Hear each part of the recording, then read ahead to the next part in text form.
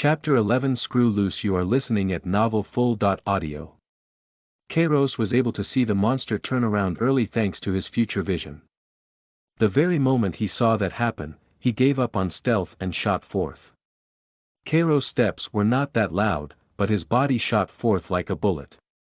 His hair and clothes flapped around as though they were being blown around by the winds in a storm. By the time the monster had fully turned around, Kairos was only a meter or so away. The monster's first instinct was to let out a roar, opening its repulsive mouth up. However, before it could scream, Kairos thrust forth with the metal pole. A faint whistling sound seeped out. Then, a frightening crack rang out. The metal pole went in through the mouth and burst through the top of the monster's skull. It gagged for a second before falling limp. Killed creature, challenge kill. 1 rank superior to killer. 0.3 points awarded. Kairos frowned a little and pushed against the monster's chest with his foot so that it would slide off. He turned around to see that Nicole, Harold, and Sydney were all peeking out from behind the corner. Kairos smiled and gave them a wave before walking over to them. Once he got there, he whispered. "Alright, now let's go get that fire axe." Harold nodded. "I think it should be that way." Under his lead, the group eventually got up to the freezer section without much trouble. Harold pointed at a door up ahead. "That should be it." Kairos nodded. "Alright. Since we are already here, I'll go get the fire axe and you guys can scavenge for any food that is still intact. We can have a little snack break later. Oh, try not to split up as well." Nicole gave a thumbs up. "Alright." With that, the other 3 left to search the aisles in the form of their own group. Kairos then did a casual scan of the area before walking over to the door. He pushed on the handle, slowly opening the heavy door. Kairos took 1 step into the freezer section, then felt his blood run cold. And it wasn't because the temperature of the freezer section was low. What made him fearful was that there were countless monsters sleeping inside. The monsters were sitting on the ground and didn't seem to be waking up any time soon. However, they also covered nearly every single section of the floor. Kairos could see the fire axe from here. It was on the side of the wall, but closer to the far end. In other words, he would have to find a way to get there then back if he wanted to retrieve the fire axe. Kairos furrowed his brows. Stepping through so many monsters undetected wasn't going to be easy, even if he had his ability to see in the future to help him. Kairos slowly closed the door, prioritizing silence. Then, he let out a soft sigh. For a moment, he considered either bailing out entirely or regrouping with the others to discuss. But after a bit of deliberation, Kairos decided not to. He took off his backpack and set it down securely on one of the cleaner sections of the floor. The most logical decision was to bail. A single fire axe definitely wasn't worth such a high risk. And Kairos knew that. He knew that very well. However, there was a part of him that was a little insane. You could say that he had a screw loose. After all, Kairos was the kind of person to willingly endure painful sessions where he stabbed himself every day. For whatever reason, the life-saving potential of seeing in the future by itself wasn't enough for Kairos. He wanted to improve it further, so that even if he experienced large amounts of pain, he could continue moving on. And while Kairos didn't show it, he did actually enjoy the thrill of fighting. So he decided to fight the monsters in the freezer. Like an idiot, Kairos opened up his status panel. Status, ID, 3453153644923, rank F+, objective. Touch red sunlight, proof of perfection points. 4.6, stats. Strength. 1.2 endurance. 1.0 agility. 2.0 willpower. 1.5 mana capacity. 0.0 magic affinity. 0.0 special abilities. Not applicable. Hide. He let out a soft sigh. I'm really doing this, huh? Strength. 1.2. 2.0 points. 4.6. 3.8, Endurance. 1.0. 2.0 points. 3.8. 2.8, Agility. 2.0. 4.0 points. 2.8. 0.8, Willpower. 1.5. 2.3 points. 0.8. 0.0, after recklessly spending all of his points in one go, he found that his body had heated up tremendously. Sweat began pouring down from his head, soaking him like he had just got out of a heavy rainstorm. Kairos grabbed onto the side of an aisle and took several deep breaths. He could feel the muscles in his body tightening up, the bones in his body hardening, and the ligaments reconnecting. Everything was being optimized. And although it was slight, he could feel his mind becoming a little clearer as well. Kairos spent about a minute calming down, getting used to the new changes. As he had placed value on agility, that was what he increased the most. However, Kairos also knew that having high agility but only being able to use that agility for a little while made it rather pointless. And so, he increased his strength and endurance. As for the willpower, he figured that even if he didn't suffer any injuries in fighting these monsters, there were at least going to be several times where he experienced severe pain from his future vision ability. Being able to withstand it better may save his life.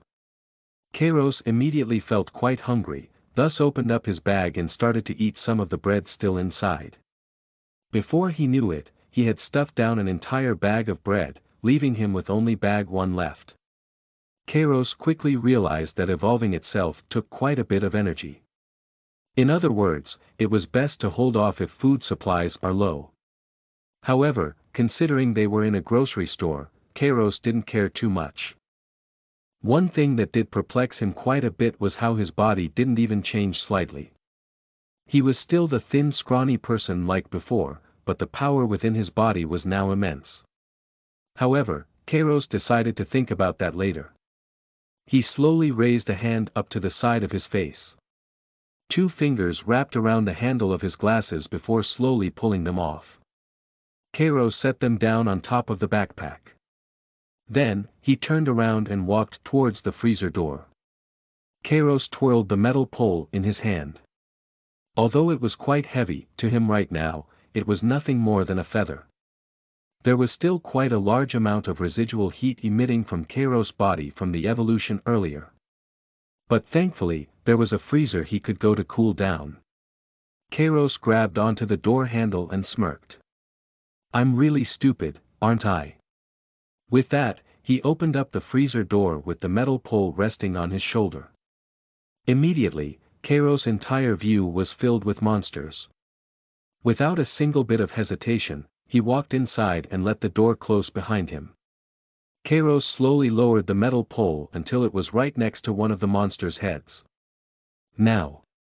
Let's get started, shall we? Suddenly, the metal pole shot forth, immediately shattering through the monster's skull. Killed creature, challenge kill. 1 rank superior to killer. 0.3 points awarded. In less than a second, Kairos was able to pull it back, before thrusting it towards another monster.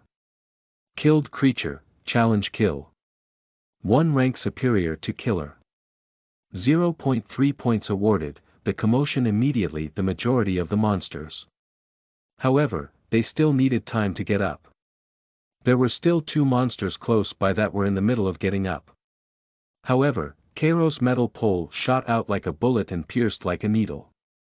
Their skulls stood no chance. 2 cracks rang out one after another. Killed creature, challenge kill.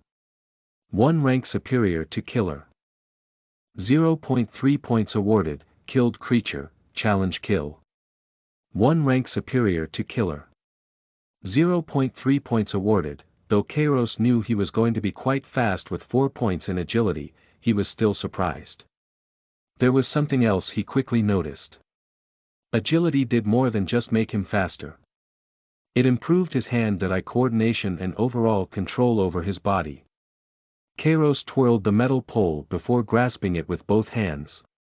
Without mercy, he lunged forth and pierced straight through the skull of a monster that stood up. Killed creature, challenge kill.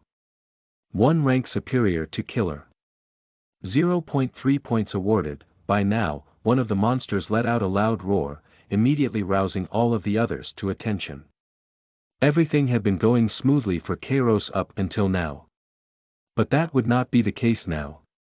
The monsters immediately bolted forth. It was a life-threatening situation, yet Kairos smiled. And perhaps even crazier, was the fact he similarly shot forwards. 2 of the closer monsters pounced towards Kairos. Instead of dodging to the side like a normal person, Kairos turned to the side, slipped right past their claws, and got right in between them. His metal pole went through seamlessly, but Kairos abruptly spun it with both hands. The pole rotated, one end shooting towards the face of one monster and the other at the back of the head for the other. 2 high-pitched metallic bangs resonated with each other. Both skulls shattered, while the metal pole bent awkwardly. Killed creature, challenge kill. 1 rank superior to killer. 0.3 points awarded. Killed creature, challenge kill. 1 rank superior to killer. 0.3 points awarded. Almost immediately afterwards, 3 other monsters appeared right in front of Kairos. They roared loudly, grating harshly on his ears. One swiped towards his abdomen, which Kairos dodged by taking a step backward. Another swung at his left shoulder, prompting him to tilt his body to the side and lean backwards. As for the last monster, its claw reached out directly for Kairos' neck. However, that was when he shifted to the right and lunged forth. The monster's hand passed right by his neck. And at the same time, a silver gleam flashed. Another skull exploded. Killed creature, challenge kill. 1 rank superior to killer. 0.3 points awarded. The other 2 creatures had recovered, swiped at Kairos. Initially, he was planning to swing his metal pole towards one of them, but saw that he would be unable to dodge the other monster's claw. As such, he leaned back very far, like he was trying to become a plank.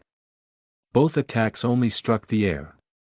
At the same time, Kairos' leg swept underneath, slamming hard on the 2 monsters' ankles. It was surprisingly hard to trip the 2, but with his 2 points in strength, he was able to manage. Kairos wanted to take advantage of the 2 monsters that were now on the ground, but suddenly felt a strong pain coming from his back.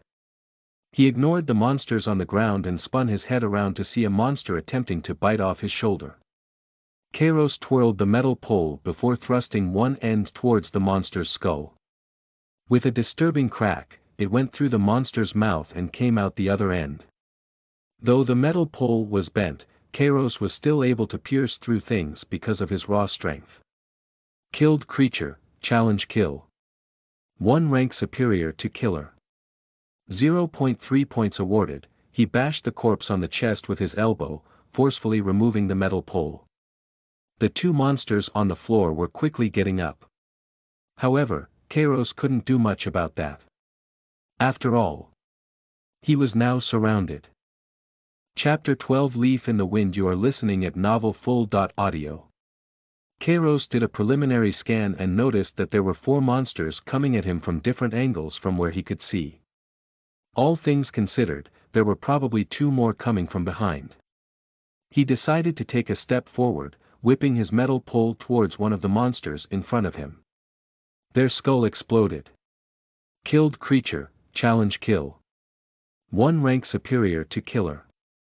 0.3 points awarded. Suddenly, Kairos an unbearably strong pain coming from his back, all the while 3 monsters from the front were closing in. He bent his knees slightly before shooting backwards. Kairos slammed into the chest of a monster whose head was now right next to him by the shoulder. He was not concerned about that monster as of right now, however. Instead, he twirled the metal pole to push on the back of a nearby monster, sending it towards the 3 charging at the front. With his 2 points in strength, he was able to force that monster forward, causing it to stumble in the way. At that point, Kairos felt an extremely bad pain coming from his neck. With his increased willpower, he was able to respond almost immediately, sending the end of the pole towards the skull on his shoulder. A loud bang resounded right next to Kairos' face. Killed creature, challenge kill. 1 rank superior to killer. 0.3 points awarded. The monster's head exploded into a mass of warm blood that splashed across his face. Coupled with the small smile Kairos had right now, he looked like a bona fide serial killer. As for the monster he had thrown ahead before, it tanked a few hits for him. One of the claws even directly pierced through, appearing on the other side. By now, the metal pole had bent severely. Yet, Kairos recklessly slammed it against the monster in front of him, not wanting to lose the points. A fleshy tear rang out. Killed creature, challenge kill. 1 rank superior to killer. 0.3 points awarded. The monster's head was torn off completely, but the body continued to obstruct the monsters, albeit only for a moment. Kairos had no time to deal with them as 2 more monsters had approached from behind, getting uncomfortably close. He bent down on one knee and sent the end of the metal pole flying towards one. However, Kairos soon found a fresh pain coming from his arm as he saw the monster randomly lunge forth and bite down with his future vision. In that split second, Kairos twirled the metal pole around, smashing the biting monster's teeth. Unfortunately, it was not dead. As for the other one he ignored, it attempted to swipe at him with a claw, which Kairos dodged by stepping to the side. Right after, he elbowed the monster's chest.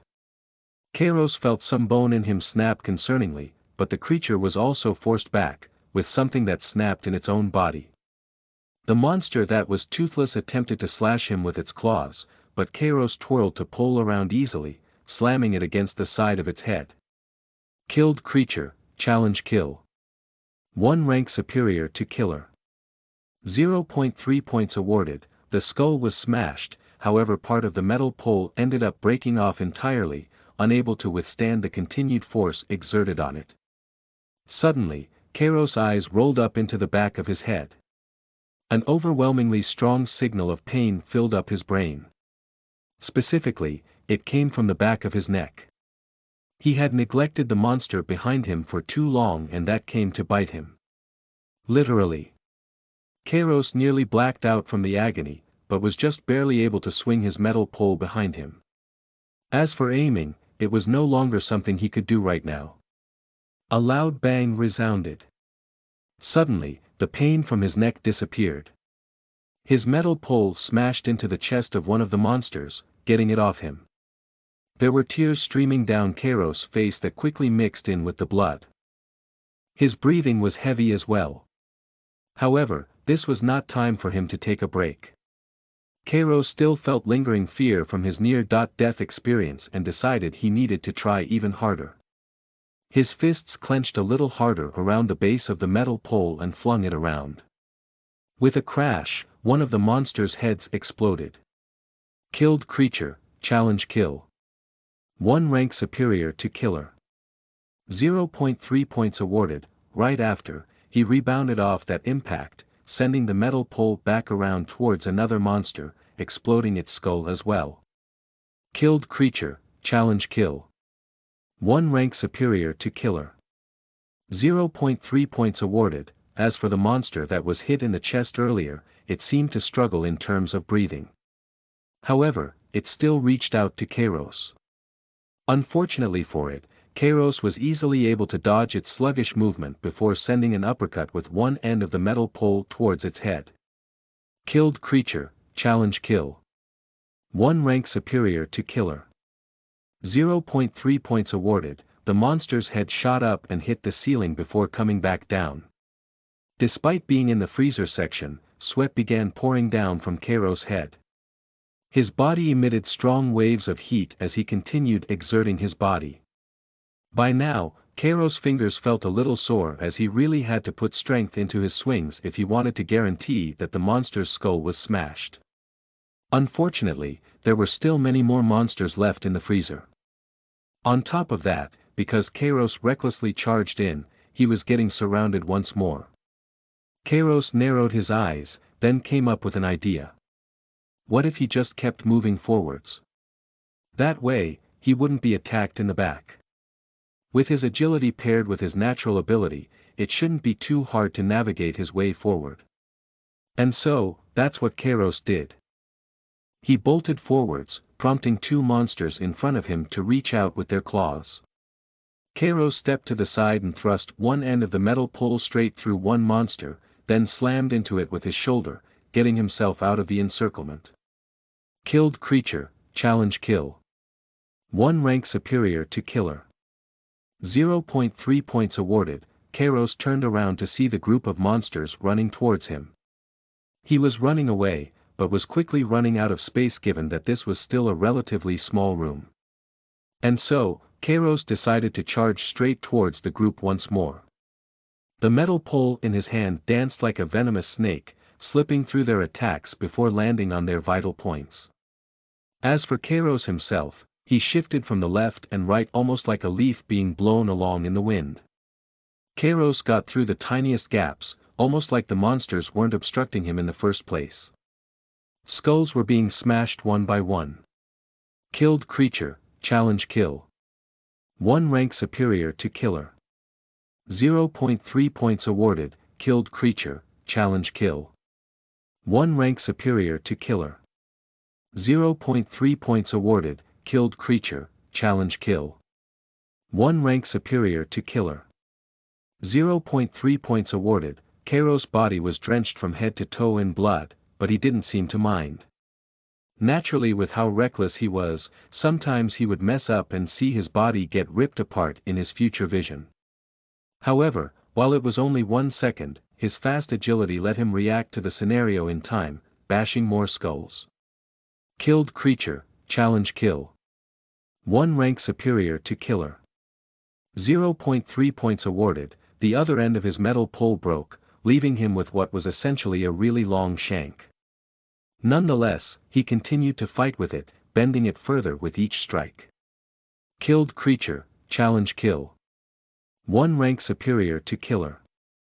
0.3 points awarded. Before he knew it, there were only 3 monsters left in the room. Kairos was panting heavily, with one eye closed. Though he wasn't injured, the blood covering his face forced him to close one. It was at this point that the monsters seemed to be afraid. They weren't willing to recklessly charge towards him anymore. Kairos smiled. Haha. Too afraid. However, while the monsters were afraid, his own condition wasn't too good. Although 2 points of endurance had carried his body to move for a long amount of time, he simply did far too many strenuous movements in a short period of time. His mind was also pretty stressed from processing so many images. As such, Kairos was really tired. On top of that, his weapon was now heavily damaged. Though he could rush over to the fire axe on the wall, it was encased within a container that had a latch that was required to be removed before it could be opened. In other words, the monsters would probably rush towards him while he did that. And so, Kairos had to work with the now short metal scrap he was holding onto. Though the monsters didn't want to engage right away, Kairos saw no reason to wait any longer. The adrenaline was still coursing through his body in waves and he fully intended on taking advantage of that. And so, he dashed forwards, causing the 3 monsters to panic. However, they still responded with their own attacks. The monster on the left swiped with its claw, but Kairos simply ducked to the side, dodging it. Right after, he let out a heave and thrust the metal scrap into the monster's skull. Killed creature, challenge kill. 1 rank superior to killer. 0.3 points awarded. Kairos tried to pull it out, but couldn't do so easily. He put a lot of strength behind it, but forcibly tugged the head along with it. This was because the metal scrap had severely bent ends from all the abuse earlier.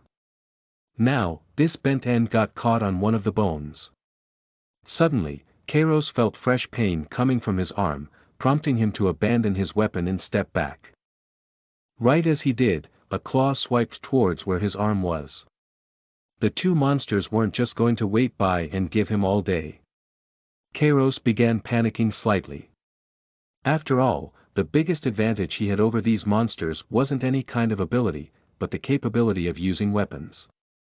If Kairos was forced into a hand-to-hand combat situation, he wasn't even confident of winning against a single monster.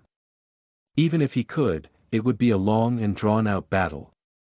And so, Kairos bolted towards the fire axe, unable to think of another solution. The two monsters weren't as fast, but they chased after him without hesitation. It only took Kairos a few seconds to reach the container. He fumbled with the latch and looked over his shoulder. The monsters were right behind him. Kairos immediately realized something. There was no time. He spun around and charged forth with grit teeth. Might as well try, right? The monster on the left slashed at Kairos, but he easily saw that coming and dodged. As for the other monster, it pounced forth, attempting to bite down on him. Kairos' pupils constricted as he decided to truly let loose with his insanity. Instead of dodging, Kairos used his future vision to predict the monster's trajectory. Then, he lunged forth as well, straight towards the monster. A long bang resounded. Kairos headbutted the creature, causing the both of them to recoil backward. His mind went black for a split second from it, but it seemed that the monster was also as disoriented, if not more. But that didn't mean the other creature was just going to stand by. It lunged forth, attempting to slash him once more. However, Kairos quickly recovered from his dazed state and sidestepped. He suddenly recalled the monster that had breathing problems earlier, then got an idea. Kairos straightened his hand out before plunging it towards the monster's chest. He immediately felt the fingernail on his middle finger break. But his hand went inside. Straight towards the monster's heart. Chapter 13 Monster. You are listening at NovelFull.audio. The feeling of sticking one's hand through a monster's flesh was very uncomfortable. That was something Kairos could definitely stand by. After all, his hand was going through one right now. Kairos grit his teeth and reached out for the heart, then clenched with everything he had upon doing so. His fingers pushed against the walls of the heart, causing it to burst. The monster was in the middle of attempting to slash Kairos, but roared in pain right after. It was originally aiming at Kairos' neck, but instead slashed into his arm. The nails tore into his flesh, peeling it back and leaving a long scar across it. Kairos saw it coming, but there really was nothing he could do about it other than grit his teeth. Nonetheless, the monster no longer had its heart and wouldn't survive for much longer. Kairos attempted to pull his hand back out, but his wrist got caught in between the gap of the monster's rib cage. It was almost like shoving your hand into someone's chest wasn't a real fighting tactic or something. With its last breath, the monster attempted to bite down on his neck. However, Kairos saw it coming and pushed against its forehead with the base of his palm. The monster kept lunging forth, trying to overpower him, but it just barely wasn't enough. Then, its struggle weakened before it stopped moving. Killed creature, challenge kill. 1 rank superior to killer. 0.3 points awarded. By now, Kairos' eyes were completely bloodshot and the adrenaline nearly made his mind snap. However, it was still not over. Suddenly, another monster appeared from behind the corpse he was holding onto. It lunged forth, attempting to bite down on Kairos. However, using his future vision, he was able to react in time. The base of his palm slammed against the monster's forehead, holding it back. This was the very last one. Then he would have killed them all. However, he wasn't in a very good situation. Currently, one of his hands was caught inside of a corpse and the other was holding off this monster's attempt at biting it. He was nearing his limit, unable to push the creature's head away for much longer. And if that wasn't bad enough, Kairos saw a claw coming straight for his face. For just a split second, he felt hopeless. He regretted his choice of ever coming here in the first place. However, as quick as those thoughts came, they were banished. Kairos still hadn't gotten what he wanted out of life yet. He refused to die here. Kairos stopped thinking and opened his mouth wide. Then bit down on the monster's neck. It was as though he had become the monster, using such tactics. I mean, these monsters were biting all the time themselves, it was only fair that he got to use it as well. Though, that didn't mean it was exactly easy to. Kairos' teeth dug into the monster's flesh, but it was incredibly hard to move it further. However, instead of doubting his decision to do so, he put his all into it. By now, his mind hurt too much to think clearly. Kairos could no longer tell the difference between his future vision and reality. The only thing he felt was a burning feeling from his soul, forcing him to move forward. One that would never be satisfied. Blood poured down Kairos' throat, nearly choking him. It was uncomfortably warm and had a sharp metallic taste. Normally, he would find it disgusting. But instead, he pushed even harder because of what it represented. Until eventually, a large chunk of flesh had been torn off the monster's neck. Kairos had a wild look in his eyes along with the piece of flesh in his mouth. As for the monster, it stood still. Suddenly, a powerful stream of blood shot out of its neck as the monster collapsed. The flesh was disgusting, but Kairos was still biting down on it. Like it wasn't enough. Killed creature, challenge kill. 1 rank superior to killer. 0.3 points awarded, multi-kill, type. Challenge. 3.0 points awarded, first 10 to multi-kill. Challenge type, 9th. By ID 3453153649923. 10 points awarded. As those notifications flashed by his eyes, Kairos finally began to calm down. The wild look in his eyes quickly turned into a tired one. And at that moment, the freezer door burst open, with Nicole at the front. Kairos. Are you okay? Then she froze.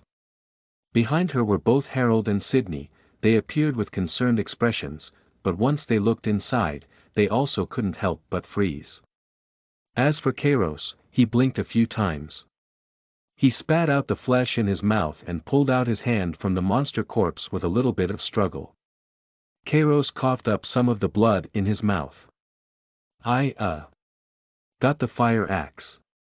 He proceeded to open up the case for the fire axe before taking it off the rack that it was on. The other 3 were still flabbergasted. Nicole slowly raised a trembling finger. You. Kairos tried to speak, but some of the blood got caught in his throat, making him cough it up. Nicole's eyes widened. Kairos. She began running towards him, over all the corpses.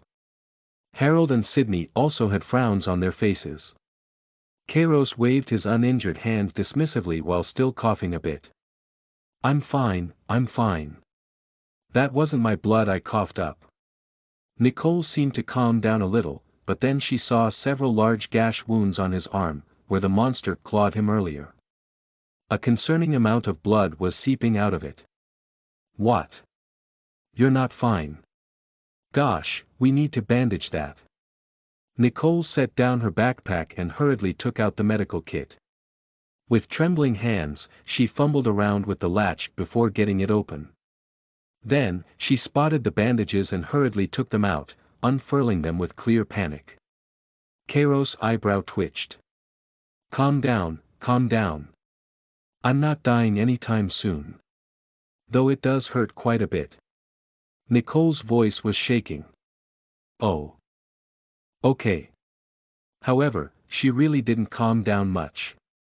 After unfurling the roll of bandages, she dropped it back into the medical kit. At the very least it wasn't on the ground which was covered in blood. Sydney walked over. Wait, the wound has to be cleaned first. She reached into her bag and brought out a bottle of water with a bit of blood on it. Kairos held out his arm while Sydney unscrewed the cap before pouring the water down. Kairos' face twitched, but it wasn't too bad for him with all the adrenaline still pumping. The blood washed out along with a tiny bit of dirt. This wasn't actually what you were supposed to do. In reality, it would be best for Kairos to get something to lift his arm in the air and cover the wound with something until the wound stopped bleeding. In fact, not doing so could have made him suffer severe side effects if it wasn't for his 2 points in endurance. Nonetheless, this was how they did it. After the bottle was out, Nicole then hurriedly began wrapping the bandages around Kairos' arm. Almost immediately, his eyebrow twitched. That's really tight. Nicole gasped. Ah. Sorry. She unfurled them before doing it more gently this time. After a while, the entire wound was bandaged.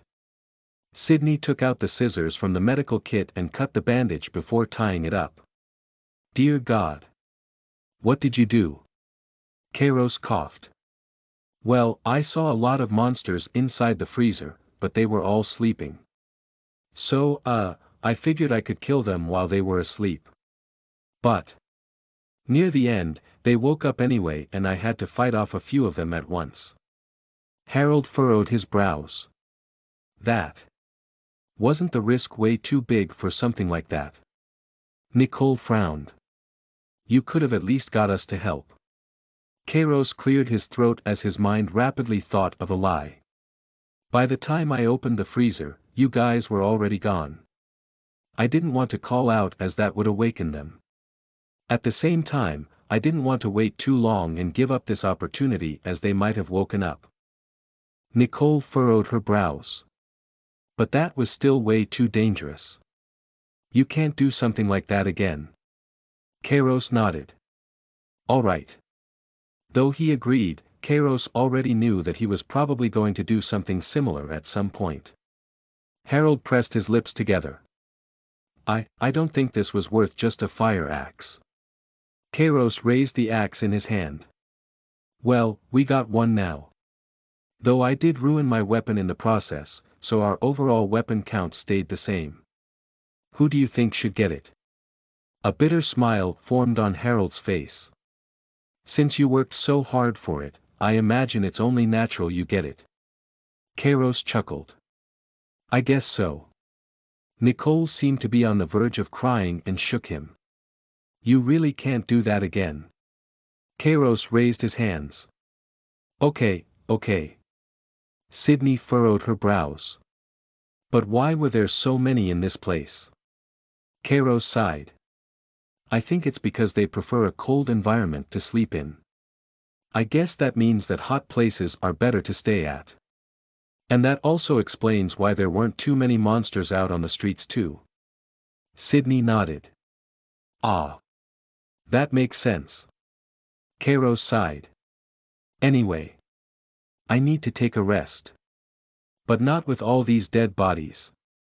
He narrowed his eyes to lower how much he saw as the stress was really getting to him. Kairos hurriedly left the freezer, put his glasses back on, and slung his backpack onto his shoulders. Sydney's brows furrowed. You are really bloody right now. Kairos blinked a few times. Ah, good point. Is there a clothes section here? Harold shook his head.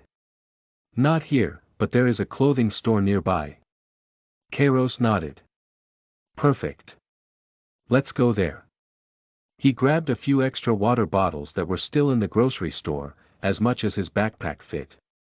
Then, he used the extra one to wash away some of the blood on him before it dried. The group quickly left the grocery store before heading into the clothing shop.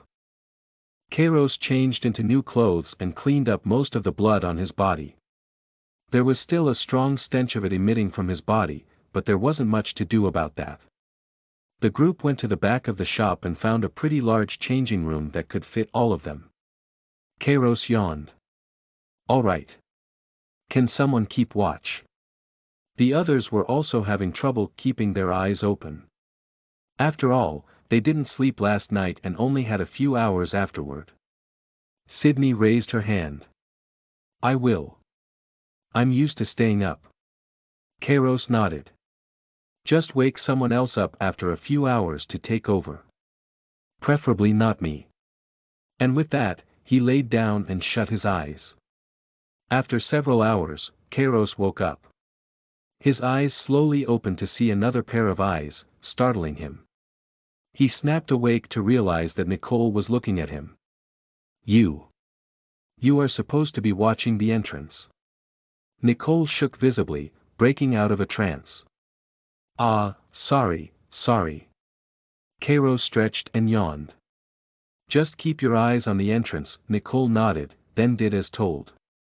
After confirming Nicole was looking away, Kairos snuck open his status panel. However, his eyes widened once he saw something he didn't expect. Private announcement. Chapter 14. Get ready, you are listening at novelfull.audio. It didn't seem like anything too special at first, but Kairos quickly realized the implications behind the announcement. First 10 to multi.kill. Challenge type, 10th. By ID 510923457834, the first thing Kairos did was memorize this line of numbers. 5109. 2000, 340.5. 70.8, 30.4. He repeated that in his mind several times until he was confident that it was in his memory. Nicole turned around then looked at him strangely. Are you okay? You're just staring into nothing. Kairos nodded. Yeah, I'm fine. He recalled that he had gotten the same achievement as the one shown in the announcement. In other words, once somebody had gotten a top 10 achievement, anybody that had already gotten it would be notified. And they would see their ID. What that also meant, was 9 people had seen his ID after he got the 10th challenge kill. After that, 8 people had seen his ID after he got the 9th multi-kill. Though there was probably some overlap from those 9 and 8 people, at the bare minimum, 9 people were shown his ID. This could be seen as both a good thing or a bad thing. If Kairos wanted to stay low, he had to make sure not to show his status panel to others, especially if they wanted to look at IDs. However, among these few people, having this ID was also proof of power in a certain sense. Depending on the mentality of the other people that saw his ID, it could be the basis of cooperation. However, Kairos wasn't willing to trust random strangers. In fact, he wasn't even willing to fully trust Nicole and her parents. As such, this private announcement feature gave him a headache. Kairos gave a quick glance at Nicole. After confirming she was looking towards the entrance, he closed the announcement and opened up his status panel. Status, ID, 3453153644923, rank F+, objective. Touch red sunlight, proof of perfection points. 20.5, stats. Strength. 2.0 endurance. 2.0 agility. 4.0 willpower. 2.3 mana capacity. 0.0 magic affinity. 0.0 special abilities. Not applicable, hide. The first thing that caught his attention was the staggering amount of points. 20.5. That was more than all of his current points combined and by a long shot too. It was then that Kairos thought that he could have added points while he was fighting. However, he soon came to the realization that it wasn't that simple. First off, the sudden loss of energy from adding points couldn't be good. On top of that, he would have to manually tap onto the status panel with his finger to add points, meaning that it would waste time. However, there still might be a situation where adding points mid-fight could be useful. Suddenly, Nicole spoke, prompting Kairos to hastily close the status panel. Hey. Kairos coughed. Hi. Nicole took some time to respond. It really is real, isn't it? Kairos blinked a few times. Well, of course. Nicole was still looking at the entrance, but shifted her gaze down ever so slightly. I thought maybe if I went to bed, that all of this would turn out to be fake. That I would wake up in my warm bed once again. Kairos sighed. Sometimes reality is more surprising than any lie. Nicole brought her legs up to her torso and hugged them. Normally at this time, I would be in school. Probably complaining about some math concept that makes no sense. She shivered slightly. But now. Kairos narrowed his eyes. If Nicole's mentality remained this way, she would probably become more of a liability than anything else. Not wanting that to happen, Kairos quickly tried to think of something and said the first idea that came to mind. It doesn't mean that it will be like this forever. Nicole turned to look at him. What do you mean? A small smile formed on Kairos' face. We can work towards a future where everything goes back to the way it is. Then you can complain about doing math again. Nicole blinked a few times. Make everything back to the way it was. A bitter smile formed on her face. Maybe not exactly the way it was. We should get rid of math from school. Kairos rolled his eyes. Then how am I supposed to make you do things for me in exchange for the test answers? Nicole stuck her tongue out. You'll just have to be more creative. Kairos scoffed. That's too much work. Nicole laughed and turned away. There was a brief moment of silence. Nicole's voice was a little dreamy. Do you really think everything can go back to the way it was? Kairos shrugged his shoulders. Not anytime soon, that's for sure. The corner of his lip turned up. But one day. That's for sure. Nicole shut her eyes. I hope so.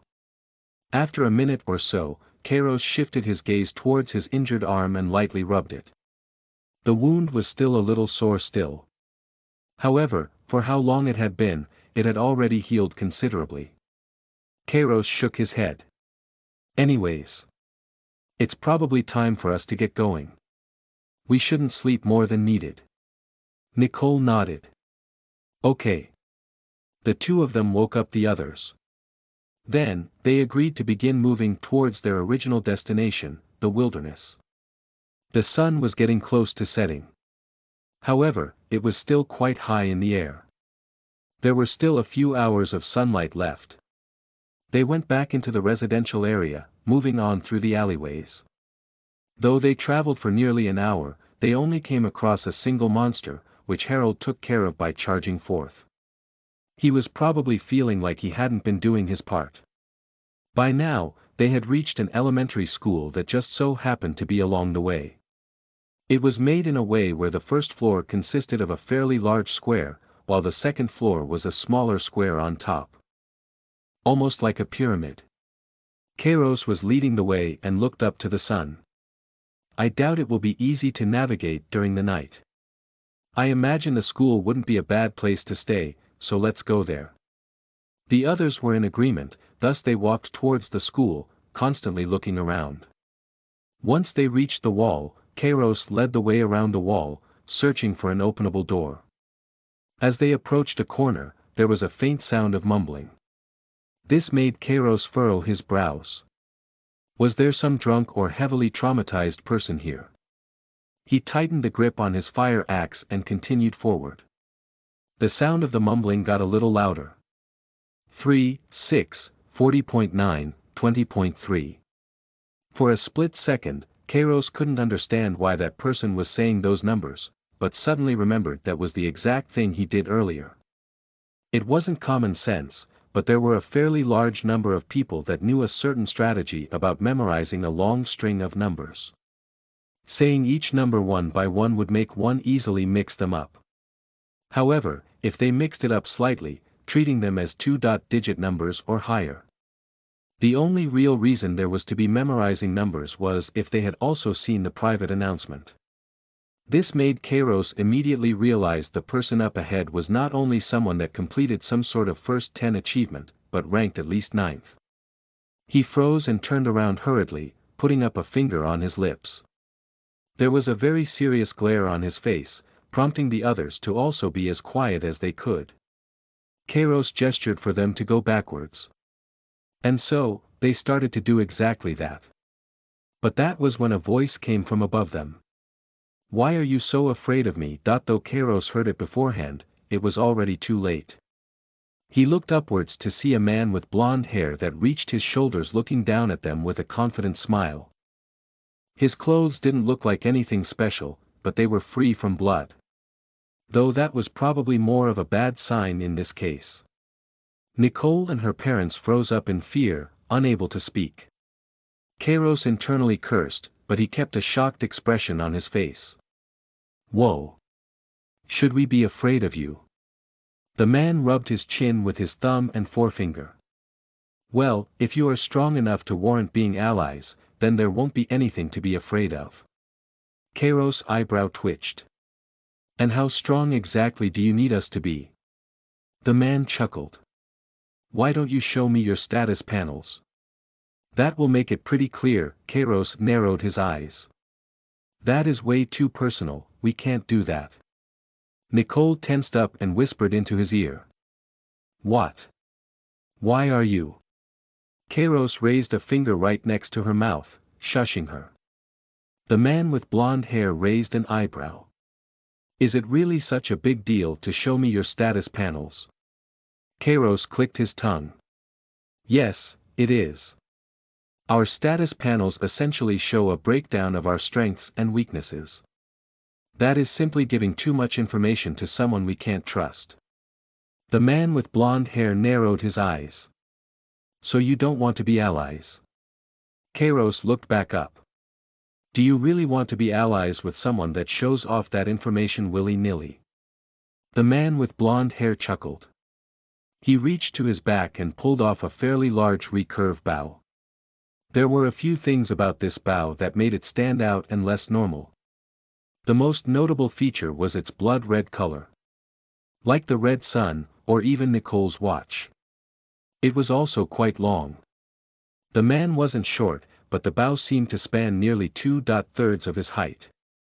As for the part the man was holding, it seemed to be meticulously decorated with various wind-like patterns. However, there was no bowstring.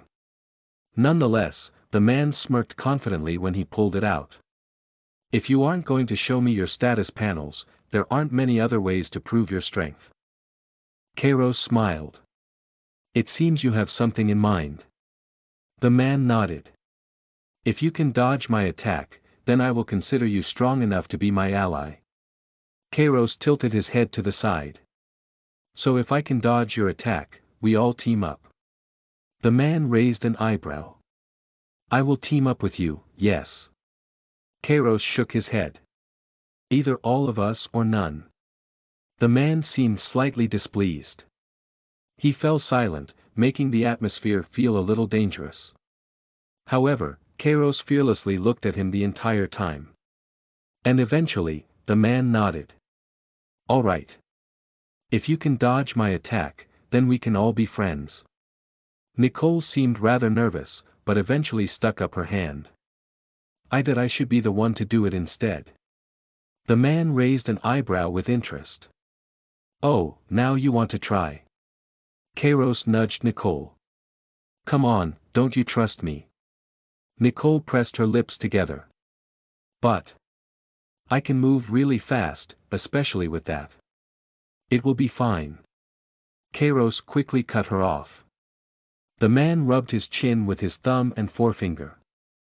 Huh, so you aren't even the fastest in the group, but want to be the one tested anyway. Kairos smirked and shrugged his shoulders. Pretty much. The man smiled. I like you already, kid. A gleam flashed by his eyes. But that doesn't mean I'm going to take it easy on you. Kairos waved his hand dismissively. All right. Are you going to start now? The man laughed. Since you are so eager, of course. He reached out towards one end as though there was a string to be pulled for the bow. Harold and Sydney could not help but think that this man had no idea what he was doing. However, that was when a blue stream of translucent blue light appeared in the form of a string, starting from his fingers. From the hand that was holding the bow, an arrowhead formed which grew to become a fully fledged out arrow. The man closed one eye. Get ready. Chapter 15 Understanding. You are listening at novelfull.audio. Nicole and her parents collectively gasped and they saw Mana appear out of nowhere. As for Kairos, his lip twitched. He couldn't help but wonder how someone was able to use Mana already. Nonetheless, there was no time to think about that now. There was an arrow to dodge. And so, he took off his glasses. Kairos did slightly regret not putting more points into agility earlier, but there wasn't really a way of him knowing, so he dropped that thought. He imagined that having 4 points in agility and being able to see the future should be enough to dodge, thus confidently stared at the arrow. While the man was still drawing his bow, Kairos suddenly felt an extremely strong pain in his head. Perhaps if he didn't increase his willpower, he would have directly blacked out. However, Kairos instinctively realized that the man had released his arrow, and that he didn't catch it. And so, he tilted his head to the side right when that pain came. The future vision of that disappeared along with the pain. However, right afterwards, it reappeared at the center of his chest. Like last time, he instinctively spun to the side. Then, the arrow shot forth. It moved far faster than a bullet. To the human eye, there was basically no difference between its speed and the speed of light. With a faint whipping sound, it shot towards where Kairos' head was, but suddenly curved downwards to his chest, then passed right by him. A thunderous bang rang out. The arrow slammed against the ground, severely cracking the pavement and even scattering a few fragments into the air. Right after, the arrow disappeared, with only the aftermath as proof of its existence. Cold sweat appeared on Kairos' back. Honestly, he really wasn't expecting it to be that fast. Even if his agility was several times higher, he wouldn't have been able to dodge it. The only reason he could was because of his future vision. The man raised an eyebrow with clear interest. "Ha! You actually dodged it." Kairos took a deep breath as he put his glasses back on. "And you really weren't joking when you said you weren't going to hold back?" The man chuckled. "Of course not. I must say, you have damn good instincts." Kairos smirked. "And you shoot that thing too damn fast." The man laughed and hopped off the building, landing next to Kairos. Not fast enough, apparently. He reached out with his hand. "My name is Chase. What about you lot?" Kairos cleared his throat. "I don't believe in shaking hands as it can transmit diseases, which we should be especially careful of in an apocalypse." He then adjusted his glasses. "Oh yeah, and my name is Kairos." Chase rolled his eyes and lowered his hand. "All right. What about the rest of you?" Nicole and the others were still astounded by the power output of Chase's arrow.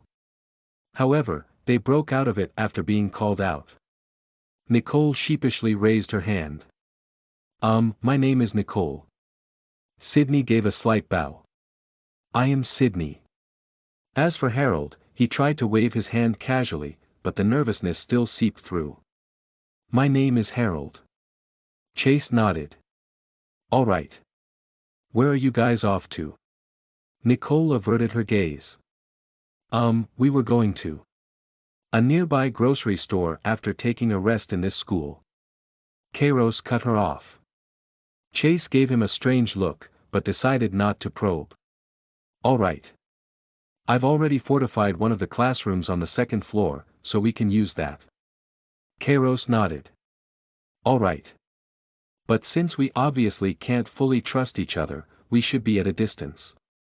Also, I'm not comfortable with you taking watch by yourself." Chase clicked his tongue. "All right, but how do you think I feel? I have to sleep while trusting you people." Kairos shrugged his shoulders. "There's not much you can do about that, now can you?" Chase chuckled. "I suppose not. Let me lead the way then." With that, he led them inside the school. This place was rather peaceful. Other than the dirt and blood the group tracked in from walking inside, it was more or less clean. The empty halls with lockers lined on the sides almost made the whole apocalypse seem like an illusion. Kairos snuck a glance at Nicole, who ended up looking back in curiosity. After that, he faced forwards once again. Kairos began thinking about why this man wanted allies. Obviously, he wasn't weak. Even if Kairos didn't know he wasn't one of the top 10, the arrow was enough to show that. The immediate conclusion that came to Kairos was cannon fodder. Perhaps there was something special he wanted, but there were too many monsters hanging around that place and he needed some sacrifices. However, that wouldn't make too much sense. After all, instead of proposing a place to go himself, the man asked where they were going and pretty much accepted it. Kairos was still thinking about it, all the way until they reached the second floor and entered the room Chase was talking about. As promised, it was fortified, in a certain sense. There were bookshelves placed where the windows were, blocking them. As for the doors, they were blocked by several layers of overturned desks.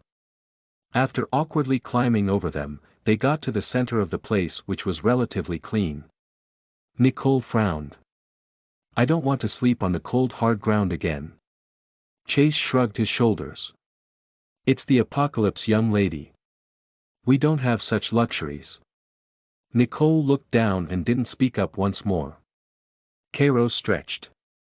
I suppose it is time for us to have a proper rest.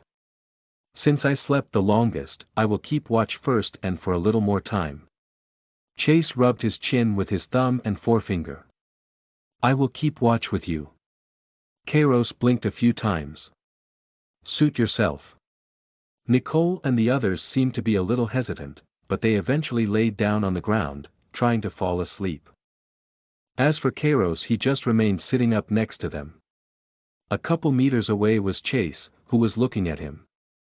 For a while, they were just silently staring at each other. Eventually, several snoring sounds filled the room. Noticing this, Kairos spoke up, but suppressed his voice so that it wouldn't wake up the others. You can just go to sleep. There isn't much of a point in staying up. Chase simply smiled. I'm not that sleepy right now anyway, so I will hold off. Kairos slowly nodded. All right. This entire time, he had been brainstorming why Chase wanted to have allies. Obviously, Chase didn't trust others, so concluding that he just wanted someone to watch over while he slept didn't feel right to Kairos. If he was in Chase's place, Kairos would rather just set up some warning trap so that if anybody opened the door, the sound could wake him up. Traps were far more trustworthy than people after all. Kairos took a deep breath. Maybe it was because of the food. He soon discarded that possibility after thinking about it. After all, there was no need to become allies for the supplies. Just killing was obviously the better option. Not only would the supplies be acquired, but you wouldn't have to worry about people using them either. Eventually, Chase spoke up. Hey, what happened to your arm there? Kairos snapped to focus. I was negligent and let a monster scratch me. Chase raised an eyebrow. You were able to dodge my arrow but couldn't even dodge a swipe from a monster. Kairos shrugged his shoulders. Well, the monster didn't give me a warning it would attack. Chase scoffed. With the speed of my arrow, there basically wasn't a warning. Plus, the monsters almost always scream their lungs out before attacking. Kairos sighed. I don't know what to tell you. At the end of the day, I got scratched by a monster. Chase narrowed his eyes. I don't believe that. Kairos looked at him, stupefied. Then what else could it be? Chase smirked. I think you have some power that you keep sealed in your arm. Am I wrong? Kairos' eyebrow twitched. For some reason, the word, Chunibu, flashed by in his thoughts. That I can unfurl the bandages to show you my injury. Chase laughed. Oh, really? Then please do. Kairos sighed and untied the bandage before taking it off. The wound revealed had already healed considerably, though the gashes were still very apparent. It would probably still take a little longer for the wound to scar over. Seeing this, Chase seemed a little surprised. Is that just how your arm naturally is? Kairos pressed his lips together. Why would this be how my arm naturally is? I got slashed. He stretched it out. Though I must say, taking off the bandage makes me feel like I've been released from prison. It was getting way too warm. Chase clasped his hands together. So you're not going to put the bandage back on? Kairos shrugged. As long as I keep it clean, it should heal faster this way. The cuts are pretty shallow now. Chase blinked a few times. So you really don't have any power sealed in your arm? Kairos raised the fire axe. Just a normal guy with an axe. I feel like I should be the one asking you questions, as you obviously have gotten some kind of power with the bow and magic. The corner of Chase's lip twitched. I'm just a normal guy with a bow. Kairos rolled his eyes. Come on. Not even you sound like you believe that. Chase laughed. Hey, the definition of normal has changed quite a bit, don't you think? Kairos shrugged his shoulders. Sure, but that doesn't make you normal. Chase smirked. What makes you say that? Kairos raised an eyebrow. I don't think I need to say anything. A simple look is enough. Chase rubbed his chin with his thumb and forefinger. But I feel that there is another reason. Kairos intuitively understood what he meant, but decided to pretend to be oblivious. And what could that be? Your hairstyle. Chase chuckled. Just a suspicion. With that, he rested his head against the wall. Even during their conversation, Kairos was still thinking of how Chase could want allies. He felt like the answer was right at his fingertips, but he just couldn't connect it all together. Kairos decided to ask some questions. So how did you find out a way to use mana anyway? I can't add anything into my magic stats. Chase raised an eyebrow. You couldn't. Kairos shook his head. No. You were able to from the very start. Chase smiled. Yeah. Kairos clicked his tongue. That's unfair. You can just use magic while we have to use our own weapons. Chase shrugged his shoulders. It's not as though my mana capacity is infinite. It takes quite a while to recharge. Kairos blinked a few times. You're still better off than us. You can always resort to using your melee weapon even without mana. The corner of Chase's lip twitched. After a few moments, he sighed. Actually, I can't use any other weapons. Kairos blinked a few times.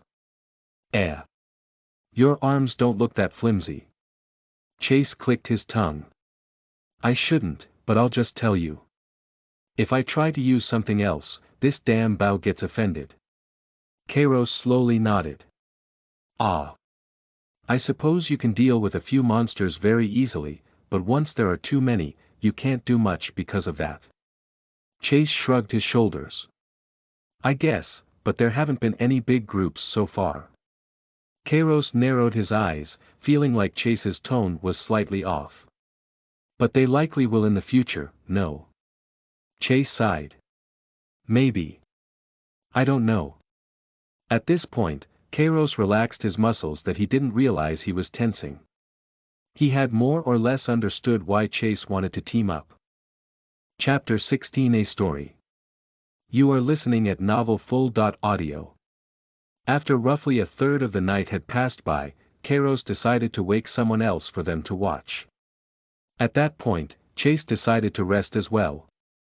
While keeping watch with Kairos, he definitely had trouble keeping his eyes open, so it seemed that Chase really needed to get some rest. The night passed by rather uneventfully.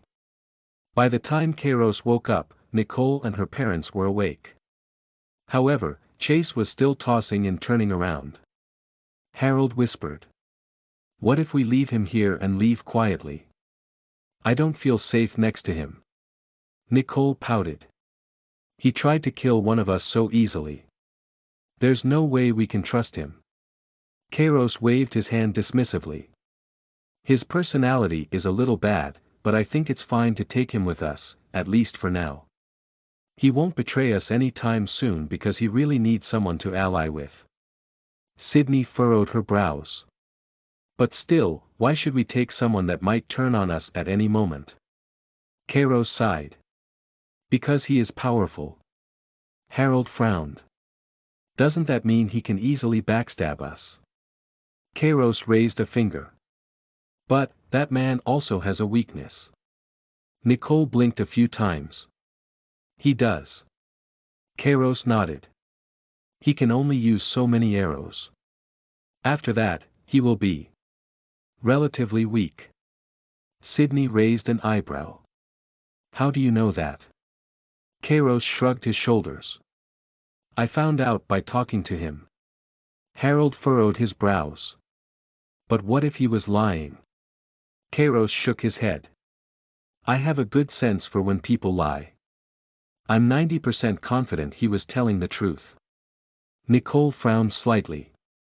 But that means there's a 10% chance. Kairos rolled his eyes. If there really aren't limitations in how he can shoot his arrows, then he would have just killed us straight away. He has no reason to team up with a bunch of random people like us. Sydney narrowed her eyes. That does seem to make sense. Kairos waved his hand dismissively. Frankly, having him on our side is far better than provoking him now. He can easily assassinate people using his arrows. Nicole muttered. Oh. Okay. Kairos sighed. Anyways, we should eat a bit. Once we are done, let's wake him up and set off. He pulled out his bag of bread, giving each person a slice. The other three also brought out a few things they brought from the grocery store. One thing Kairos gradually realized was that even after eating quite a bit, he still didn't feel that full. Sydney noticeably ate the most, with Nicole right after. Harold was the one that ate the least, and he also made a surprised comment about the others' appetites. It seemed like spending too many points could easily lead one to need more food as well. Kairos realized that they would probably need to restock more often, which wouldn't be too hard. However, he couldn't help but worry about the future. Hopefully, he would find a solution before then. After roughly 30 minutes, they finished up. As for Chase, he was still sleeping. However, he had his brows furrowed, like there was some sort of bad dream. Kairos coughed. Hey, wake up. Chase did not wake up. Kairos sighed and nudged his arm with the tip of his shoe. Wake up. Suddenly, Chase sat up with his eyes wide open. He had already raised his bow and conjured a mana arrow onto it. While Nicole and the others were afraid, Kairos simply clicked his tongue. We allied up, remember. An enemy would silently slit your throat, not wake you up. Chase blinked a few times before lowering his bow. Ah, right. Good morning. Kairos nodded. Good morning. Chase looked down at the mana-conjured arrow he created. Hold on, I have to get rid of this thing. He then walked over to the windows blocked by bookshelves and easily pushed one aside with his shoulder. With an elbow, Chase smashed the window before aiming outside. After a few seconds, he released it. Kairos rubbed his chin with his thumb and forefinger. Did you hit something? Chase nodded. One of the monsters right in the skull. Kairos blinked a few times. You can hit things from that far away, huh? Chase laughed. I've always been using a bow. My archery is probably one of the best. Kairos nodded. Plus you can curve the arrows. Chase smirked. Heh. So you saw it. I suppose dodging that arrow wasn't all a fluke. Kairos shrugged his shoulders. Anyway, let's get to a grocery store. He turned to look at others and saw Nicole in particular was pouting silently. Do any of you know a close-by grocery store? Sydney hummed to herself. I do remember one along the way, yes. After a few moments, Chase turned his head. What do you mean by along the way? Kairos shrugged. It just means the way we were traveling. There is a nearby grocery store, but we've already been there, so there's no point in going back. Chase raised an eyebrow. All right. Sydney seemed a little confused, but just nodded. All right, I can lead the way. The group got out of the school and immediately noticed that there were several bloodstains around the normally clean pavement. Harold sucked in a cold breath. They were just outside the school, it seems like. Chase nodded. They are far more active during the night. Kairos let out a soft hum. I suppose it won't be too bad for us during the day. With that, Sydney led the way, passing by several houses. Along the way, Chase ate a few energy bars. At some point, they encountered two monsters hiding in between the alleyways of the houses.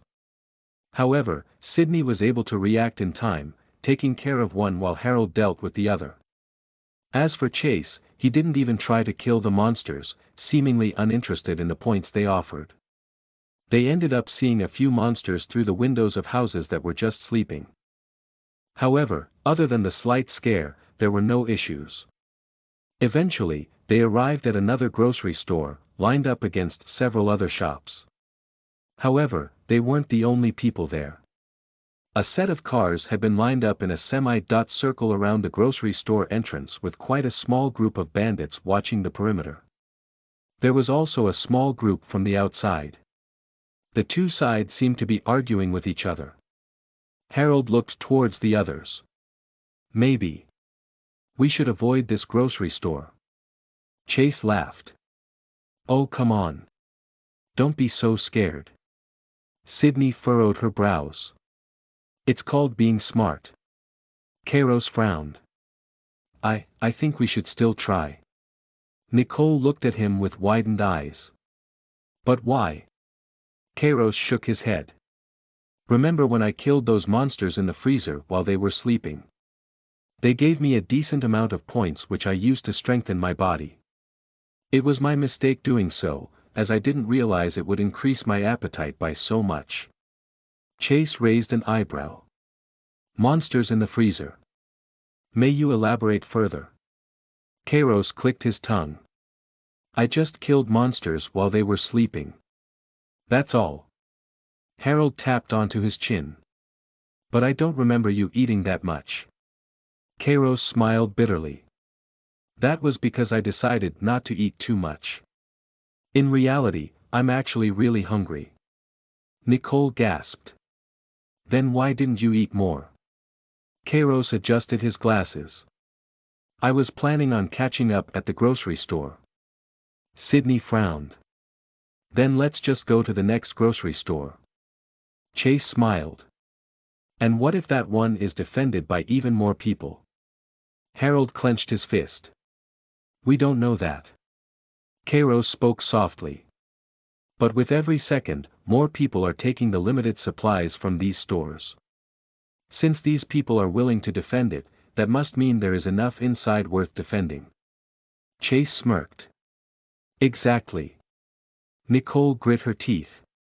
I guess we have to. If we want to survive.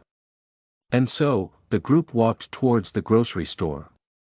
Chase took the lead naturally as he did not bother slowing down. As they got closer, they heard the conversation. For the last goddamn time, you're not getting in here. Please, I just need a little. Surely some of the food is about to spoil, right? One of the bandits was pointing what seemed to be a black pistol at a woman with two kids behind her. A few other bandits looked over, but didn't act. The one pointing the gun frowned. I told you already, I don't want to waste a bullet, but I will if I have to. As for the woman, she seemed rather desperate. And I told you that I have no other option. My children and I don't have anything to eat. There was supposed to be a sale today, so I wanted to wait a little for our groceries. The bandit furrowed his brows. That's none of our business, all right. As they walked closer, Harold cursed. They have guns. How do they even have those? Guns are illegal. Sydney furrowed her brows. The police station. They must have raided that place. Nicole clenched her fist. We can't fight people with guns. We have to turn away. Though Kairos didn't say anything, he essentially had the same opinion. He really didn't expect people to just have guns. However, before he could call out that decision, Chase walked up nonchalantly, waving his hand. "Hey, we are here to take your food." Several bandits already had their eyes on us, but now, they pointed their guns too. "Get out of here. We won't hesitate to fire.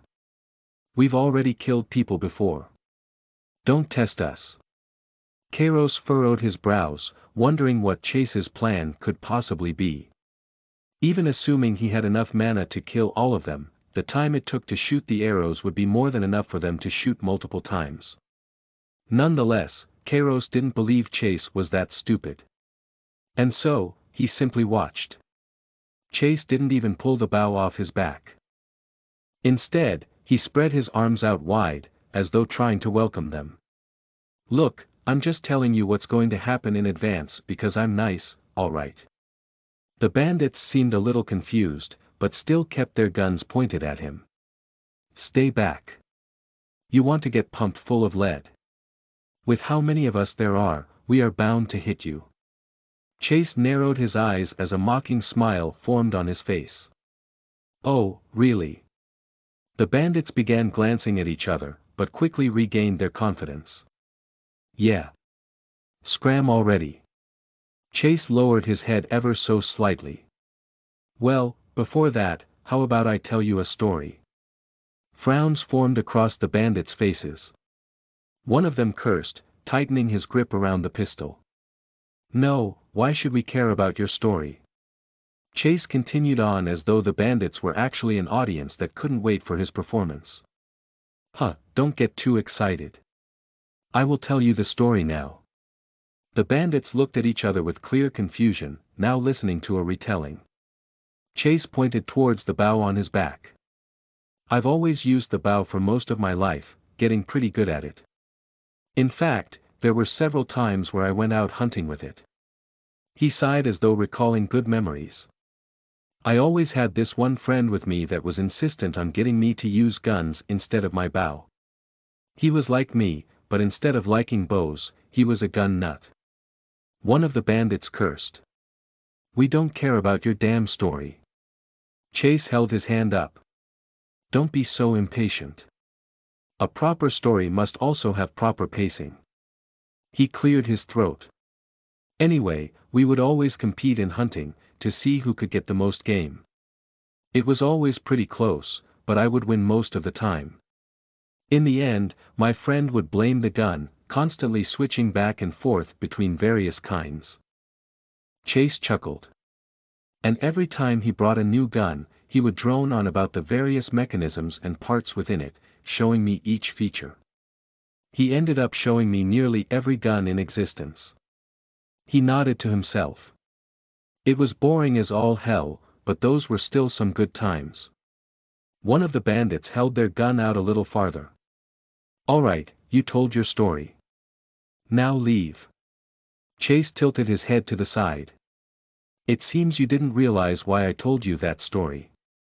A sinister smile formed on his face. Chapter 17 Beatdown. You are listening at novelfull.audio. The bandits began losing their composure. Their hands became a little sweaty as nervousness flitted within their eyes. "We don't care about your story. Back off right now, don't think we will hold back. We will kill you where you stand." They said that, however, the enthusiasm behind it was far less than before, replaced with fear. Chase let out a mocking laugh. "Oh, and how exactly will you kill me?" One of the bandits clenched their teeth. "By shooting you." Chase slowly took the bow off of his back, prompting the bandits to anxiously threaten him. "Stop right now. We will shoot you." However, Chase didn't listen. Instead, he slowly reached towards his bow. "You see, that's a little hard for me to believe." Mana began forming at Chase's fingertips, forming an arrow and string. After all, those are just toy guns painted black, no. The expressions of the bandits became pale. "Damn it. What the hell is that blue arrow? Shit, just get our weapons. He's only one person, we can overwhelm him. With that, the bandits dropped their guns and pulled out various weapons like baseball bats and pipes. At this time, Kairos decided to walk up. There was one bandit that decided to run into the grocery store. Though it didn't seem to be a person fleeing out of fear, but a person calling for reinforcements. Chase narrowed his eyes, shifting his aim away from the closest bandit to the one that was running. Then, he let the mana arrow loose. The arrow whipped through the air at incredibly high speeds, shooting straight past several tiny gaps before causing the runner's head to explode. Chase was still quite far away from the cars, so the bandits would have trouble closing the gap right away. Not to mention, they had to vault over their own cars. Now that one of them had died gruesomely, most of them froze. However, one of the bandits kept his composure and yelled out. "It's only one person.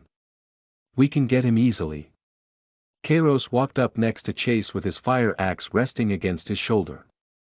"Actually, it's two people." Chase turned to him with a smirk. "These small fry won't be a problem for you, right?" Kairos shrugged his shoulders. "I can't see how they would be." The bandit who spoke up earlier frowned. "It makes no difference. We have the number advantage." This seemed to wake up most of them out of their stupor, prompting them to charge with fierce expressions, raising their weapons high. Kairos narrowed his eyes. "Let me give you guys a fair warning. If you get too close, I will kill you." He said it very clearly, but none of the bandits were intimidated. Perhaps the lanky figure was part of it.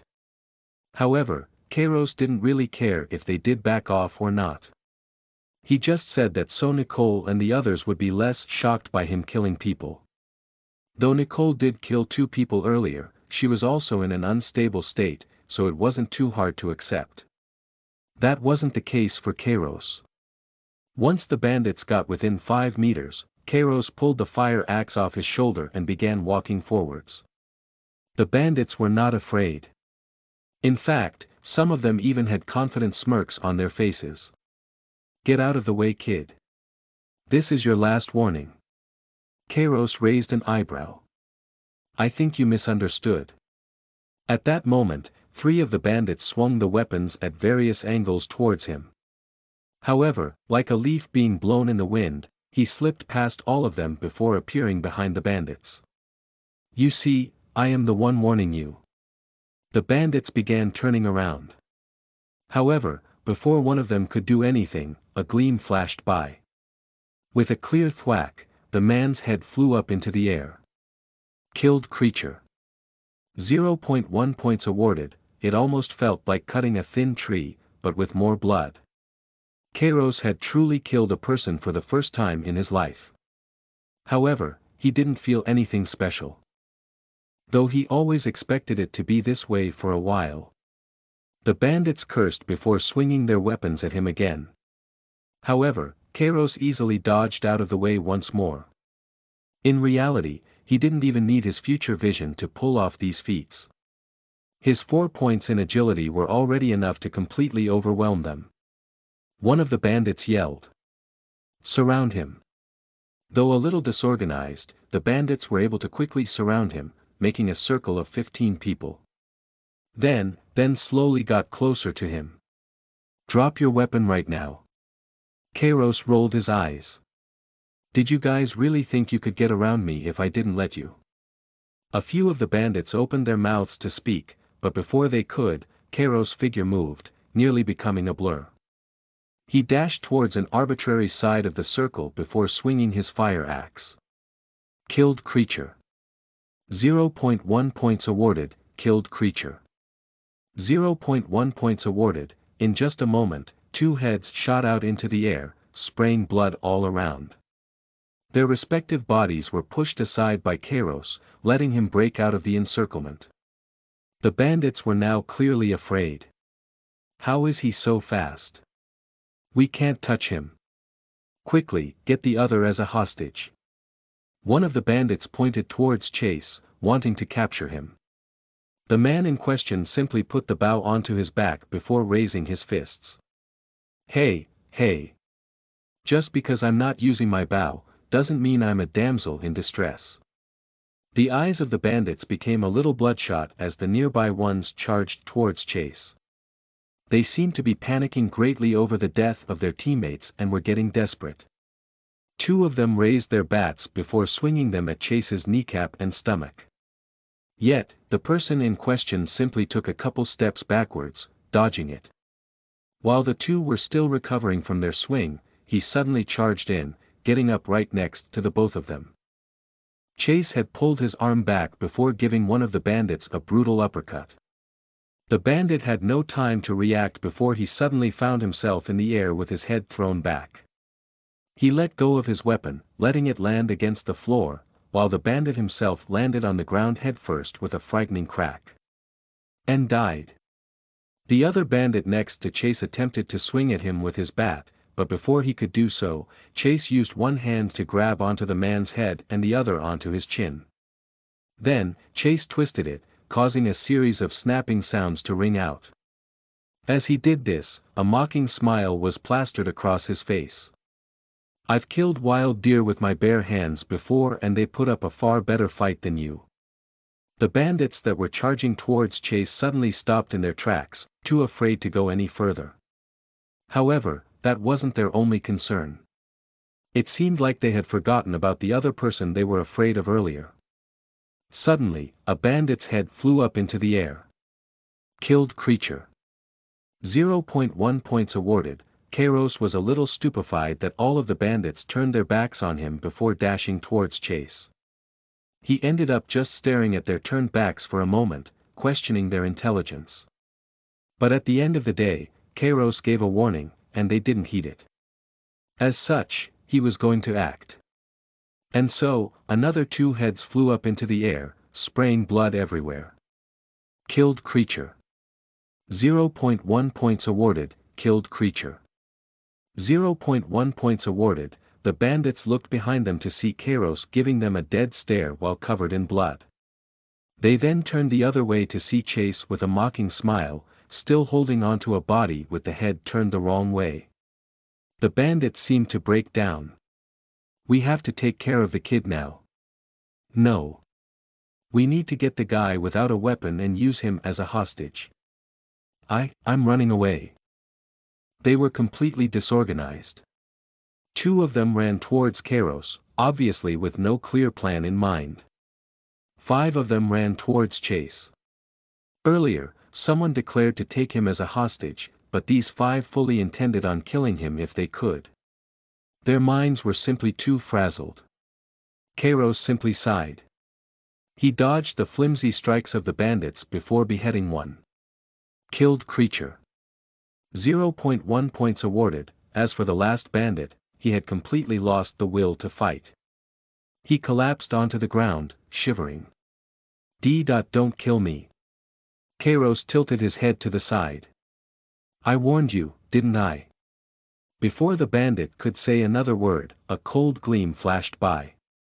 Then, his head came off. Large amounts of blood spewed out from his neck. On Chase's side, he bent his knees slightly and narrowed his eyes. A metal pipe was swung horizontally towards his head, but he ducked, avoiding it. 2 baseball bats shot towards him at different angles, one on his shoulder and the other at his waist. Chase clicked his tongue and used his arms to block, letting them slam against his forearms with a thump. Immediately afterwards, Chase let loose with his fists, slamming it against one of their faces, smashing their face in, and sending them back. Right afterward, however, 2 more weapons swung towards him, forcing him to step back. He clicked his tongue and looked at Kairos. Hey, can you help me out with this? Kairos shrugged his shoulders. But you aren't a damsel in distress, remember. Chase's eyebrow twitched. He dodged another attack before sending his fist out once more, knocking out another bandit. So you only help damsels in distress. What kind of person are you? Kairos tilted his head to the side. An honorable person that lets capable people fight their own battles. Chase dodged another few weapon swings before punching someone else. He let out a sigh as he did so. Fine, I'll do it myself then. The last two bandits were clearly afraid, but they still swung their weapons nonetheless. However, Chase simply stepped backward and smiled. You shouldn't attack at the same time. He then lunged forward, grabbing onto both of the bandits' heads before slamming them together. Because it gives me a window. The two of them collapsed to the ground powerlessly. Chase immediately chased after the one that ran away afterwards. By now, the bandit that ran away had almost reached the blockade made by the cars. However, Chase was simply too fast. The bandit heard heavy steps coming for him, approaching at a speed he couldn't possibly outrun. Then, he turned his head around to see a hand coming right for his face. Chase had leaped up into the air before grabbing on the last bandit's face before slamming it down on the pavement. Kairos cleared his throat, trying to hide his surprise. See? You didn't need any help in the end. Chase rolled his eyes. Well, now my hands are messy and you are to blame. Before Kairos could respond, another voice rang out. Who dares mess around in my turf? Chapter 18 Threat of Death. You are listening at NovelFull.audio. Chase looked up from the bandit he had just slammed onto the floor. Then smiled. And what is a pretty lady like yourself doing here? What am I doing here? This is my place. There was a young woman standing at the entrance of the grocery store with a deep frown on her face. She had dark red hair, which could have been dyed, or maybe some byproduct of the red sun. There was an ugly scar that stretched across her eye. The wound still looked like it was in the process of healing, so was probably recent.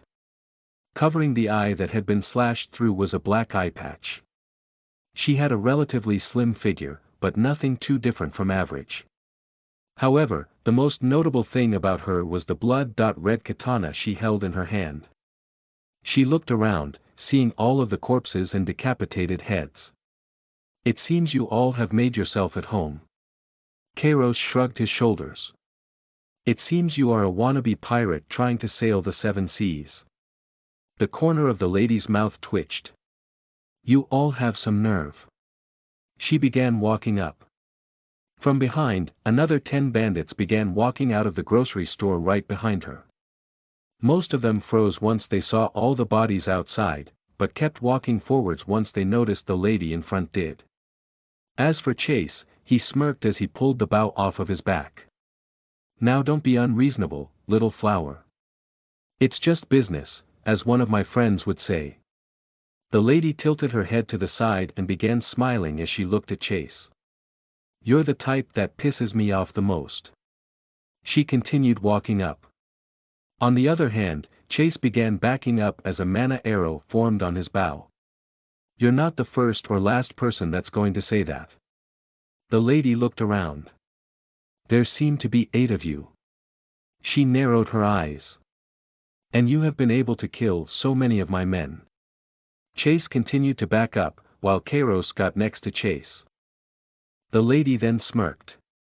But only 2 of you are actually capable of fighting, and you seem to be tired from your previous fight.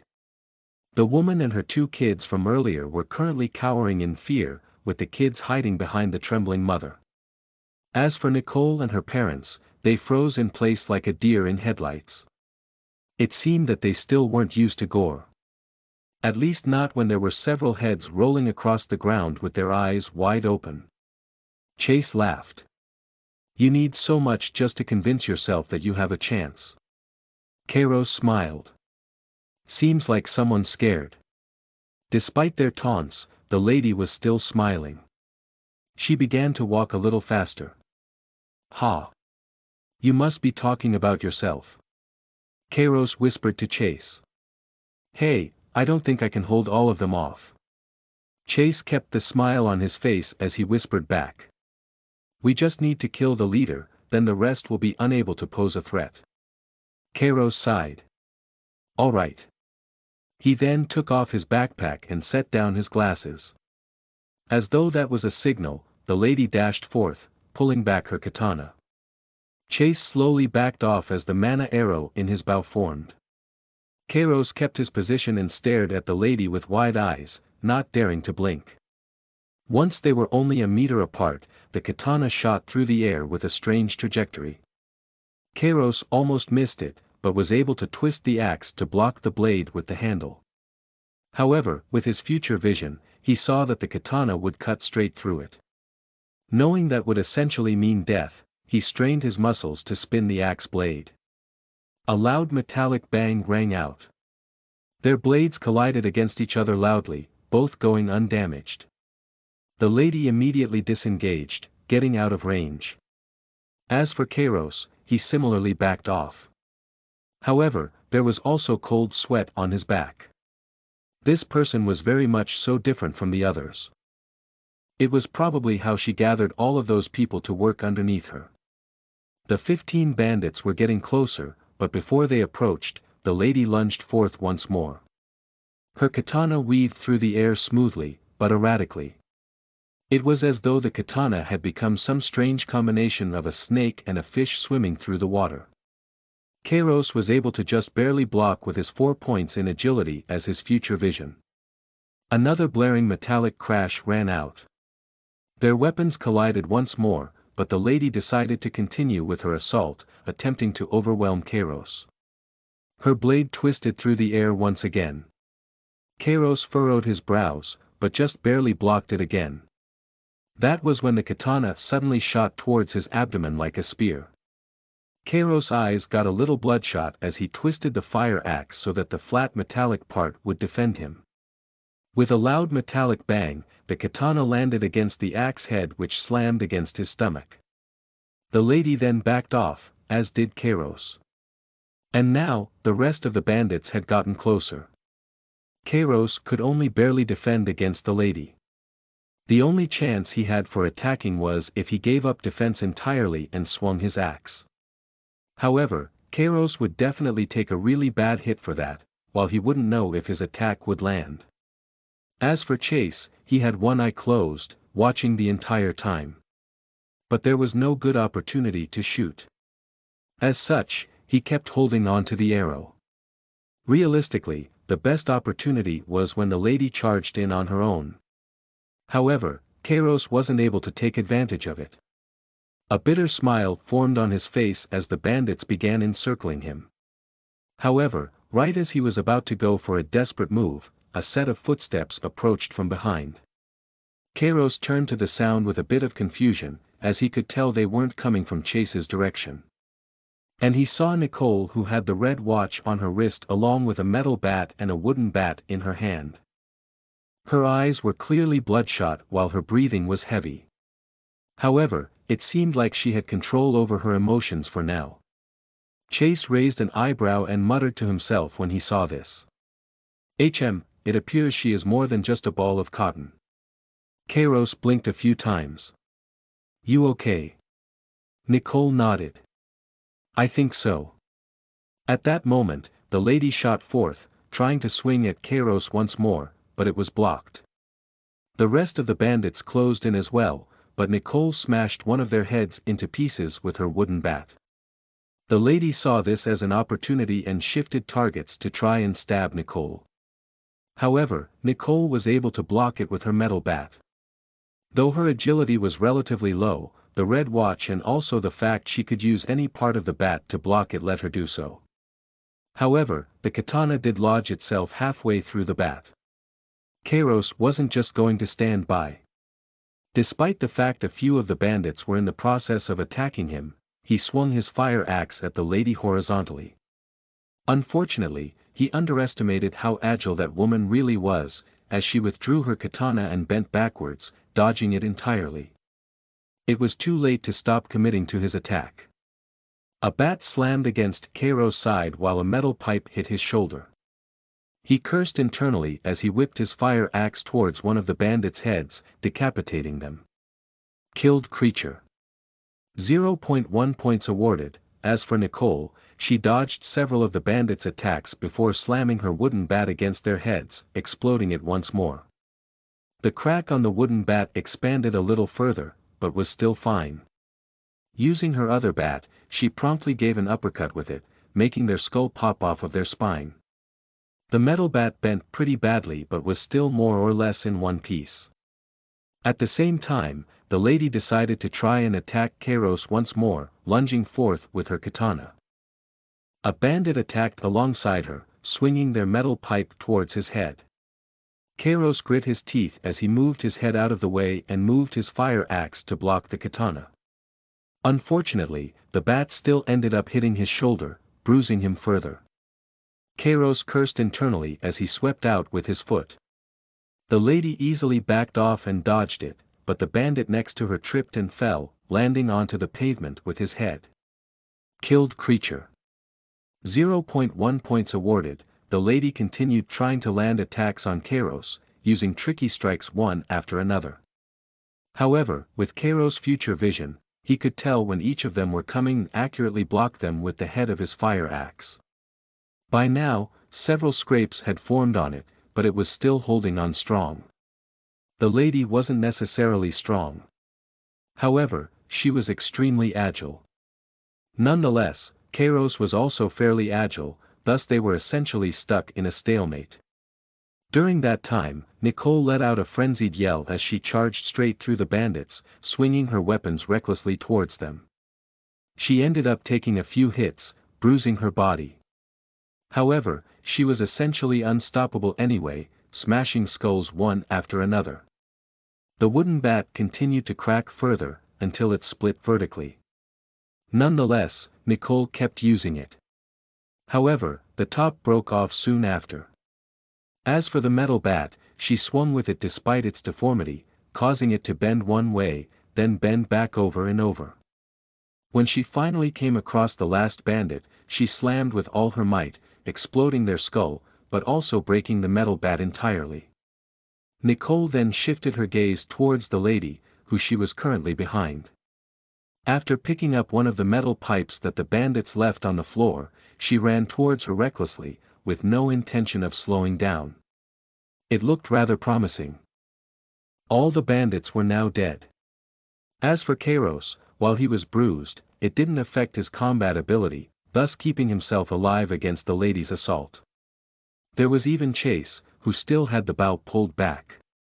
However, things didn't always work out perfectly. Nicole lifted the metal pipe high into the air, running as fast as she could. Yet, right when she was about to swing it down, the lady suddenly twirled around, whipping out her leg in a full circle. Kairos was able to dodge, but Nicole was hit straight in the knee. She ended up cringing before falling down to her knees. Then, another foot swiftly whipped towards her head, slamming against her and knocking her out entirely. Kairos dashed forth and did an overhead strike with his fire axe. However, right as it was about to hit, the lady and her katana disappeared into a mass of red mist. Since Kairos saw this with his future vision, he pulled back his attack early. He also saw with his future vision that the lady would reform, however, she would do so mid-swing towards his neck. Kairos' eyes widened, not expecting that the lady had this sort of ability. He knew that there was no time to pull back his axe to defend. L.C. An air of despair came over him as the threat of death rapidly approached. Chapter 19 Insufficient. You are listening at novelfull.audio. Kairos felt an immense pain fill his head from his future vision. However, strangely enough, it didn't feel like the sensation of having one's neck cut through as he would have expected. After all, there was currently a katana moments away from reaching his neck. Rather, it was a fairly familiar sensation, like his skull was going to burst. Though it was still extremely painful. Kairos instinctively tilted his head to the side. And right when he did, a blue arrow shot right past. The lady's eyes widened tremendously. However, right after Kairos tilted his head, she did as well. The blue arrow grazed against her cheek, ripping open a long line of blood. However, she was still alive. Kairos grit his teeth, awaiting the sensation of pain. However, it never came. Chase had let go of the arrow. However, even when the arrow shot right past its target, he still kept eye all the way open, staring calmly.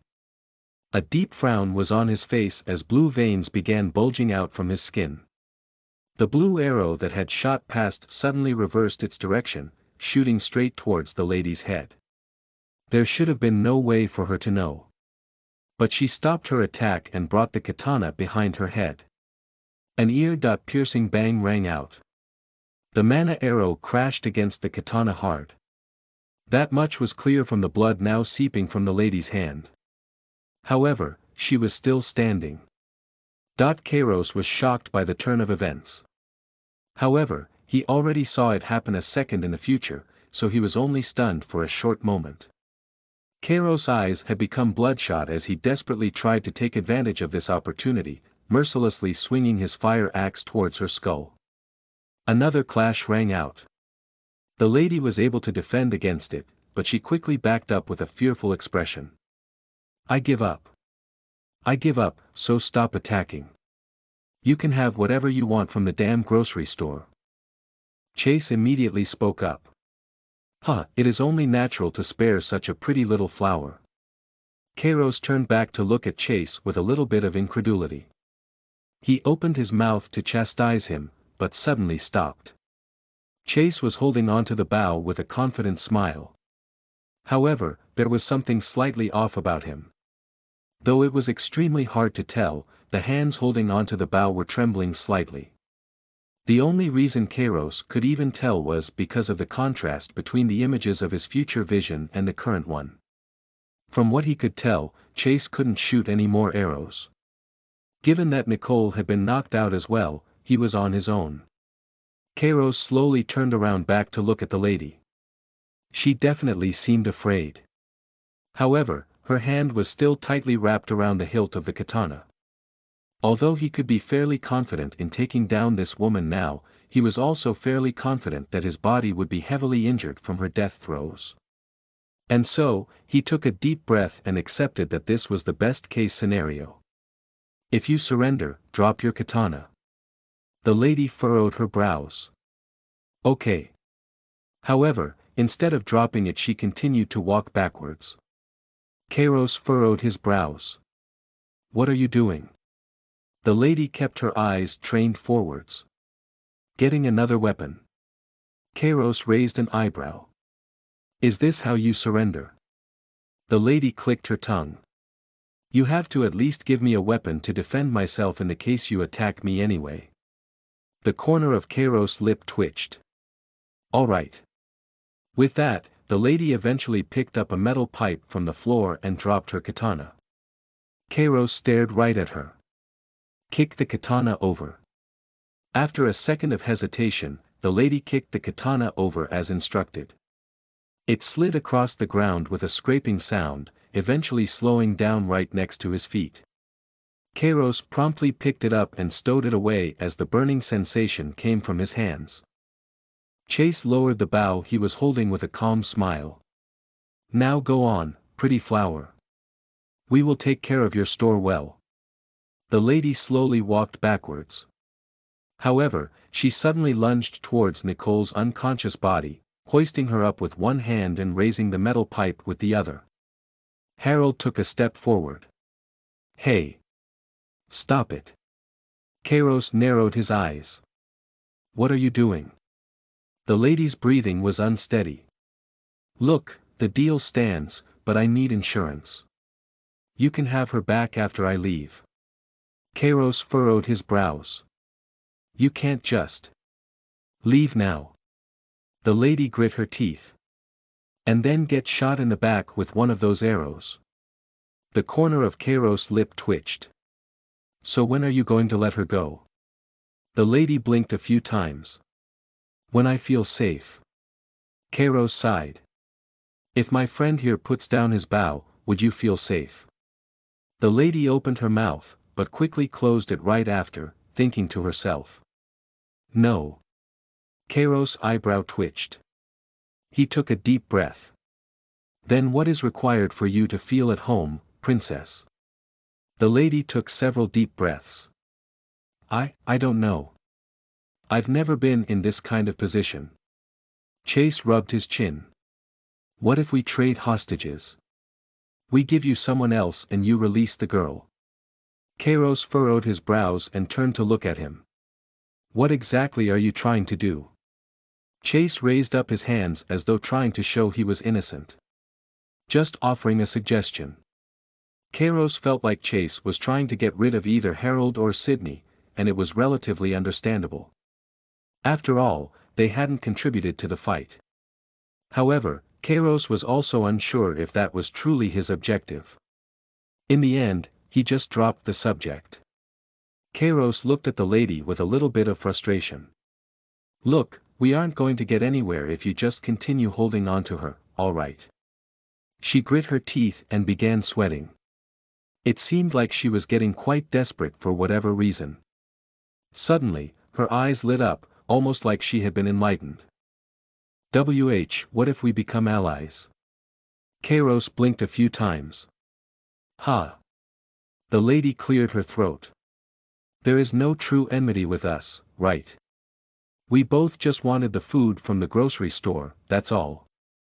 We can just share it. It's not like any of us are weak and will hold the other down. Kairos looked at the bandit corpses littered across the ground. You really don't care about all of the people on your side we just killed? The lady shrugged her shoulders. Not really. I hardly even knew them for a day. They only listened to me because I easily killed their previous leader and forced them to work under me. Kairos lowered his head down slightly and thought about it. And how are we supposed to believe you aren't going to backstab us? Chase nodded. Exactly. So we can't take you. Kairos looked over at Chase with a bit of confusion. Isn't that how we teamed up? The corner of Chase's lip twitched. This is different. Kairos couldn't understand at first, but eventually realized. Chase wanted to team up with people because he couldn't handle everything on his own with his limited arrow supply. However, he also didn't want to team up with anybody too strong, so that he didn't have to be that concerned about someone attempting to kill him. The lady frowned, taking this the wrong way. What? Because you think of me as some pretty flower. What about those other people you are with? I can hold my own weight unlike them. Chase frowned. This is an issue of trust, little flower. The lady screamed out. My name is Tori. Chase sighed. Well, all right Tori. This is an issue of trust. Like how you can't trust us, we can't trust you. Tori proceeded to frown. Then that can be developed over time, right? Kairos blinked a few times. Perhaps, but we aren't willing to give you that time. Tori looked between the two of us. Then I will just hold this girl until you decide to trust me. Harold frowned. No way. Tori clicked her tongue. Well, this is how I'm doing it. Kairos frowned. He really couldn't understand why this woman was being so stubborn as to follow them. Nonetheless, there really was no time to waste. So you don't mind us going into the grocery store and you waiting out here? Tori blinked a few times. No, of course not. Kairos sighed. All right. Then we will be doing that. There were a few whimpering sounds being made. He looked over to them and noticed a mother that was now sitting on her rear along with two children behind her back. Kairos waved. Do you want to? The woman cringed in fear while the two children also began to shiver. Kairos wondered why, then remembered he was soaked in blood. It probably wasn't the prettiest of sights. He sighed, then turned to Harold and Sydney. We should take the supplies in the grocery store first. Harold frowned. But that woman is still holding on to Nicole. Kairos shook his head. She isn't going to let go of her anytime soon. We can't waste so much time right now. Let's just loot the place before trying to talk to her again. Sydney looked a little distraught. But what if she takes Nicole away? Kairos frowned. She has no reason to do such a thing, all right. The two seemed displeased, but eventually caved in. Chase waved to the mother and her two kids on the floor. You can have whatever you find still in the place after we are done. Does that sound good? The mother was still obviously afraid of Chase, but was still able to work up the courage to talk. Really? Chase shrugged his shoulders. We won't be using them. The mother bowed. Thank you. With that, the group of 4 entered the store. Surprisingly, the place was really tidy. There was still quite a bit of food left all over the place, and it wasn't damaged or covered in blood. It seemed that the group beforehand did a good job of defending this place. Kairos even opened up the freezer of this place and found that it was devoid of a single monster. Like the last one, there was a fire axe. He decided to take it. While in the freezer, there was nobody else around. Despite that, he still took a look around the place, almost like he suspected the others had some sort of ability that let them phase through walls. After double-checking, Kairos opened his status panel once more. Status, ID, 345315364923, rank F+, objective. Touch red sunlight, proof of perfection points. 21.1, stats. Strength. 2.0 endurance. 2.0 agility. 4.0 willpower. 2.3 mana capacity. 0.0 magic affinity. 0.0 special abilities. Not applicable. Hide. Though he did gain a few points from that fight, it was really nothing compared to the points provided by killing monsters. Kairos sighed. One thing he realized in the last fight was that he couldn't really be holding on to his points this much in case of some emergency situation.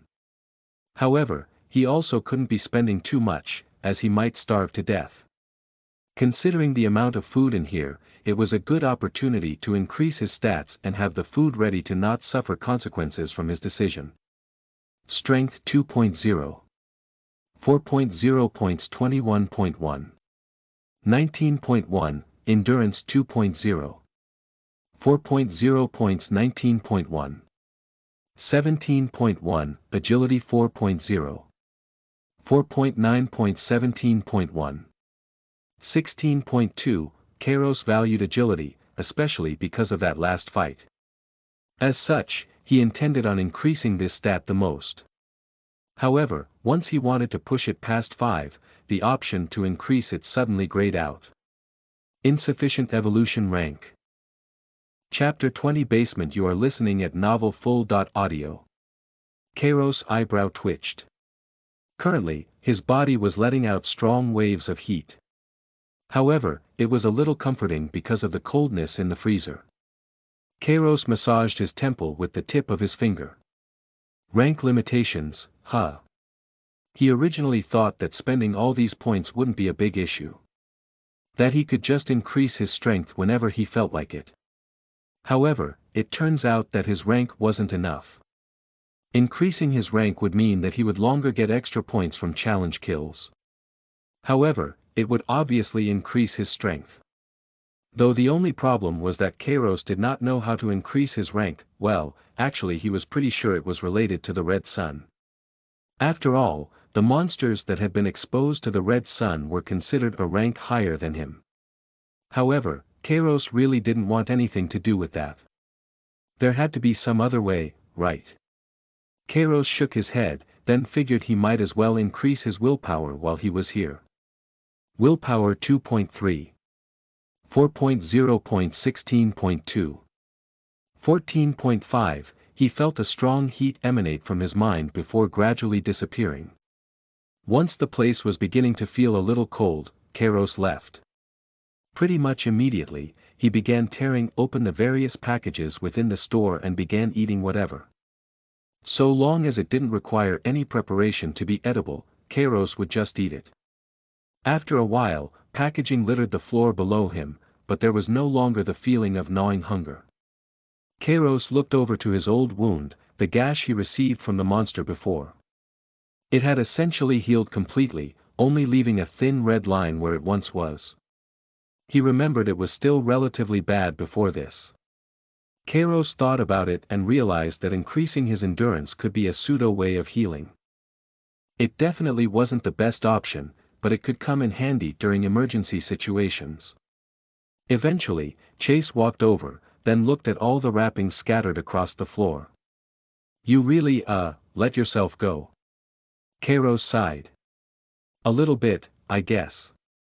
Chase narrowed his eyes slightly. It seems you evolved and got a little hungry. Almost like you've kept a lot of points on you before. Kairos shrugged his shoulders. I just haven't eaten for a long time. That was part of the reason I insisted on going here. Because I was just really hungry. Chase did not speak for a moment. All right. He turned around.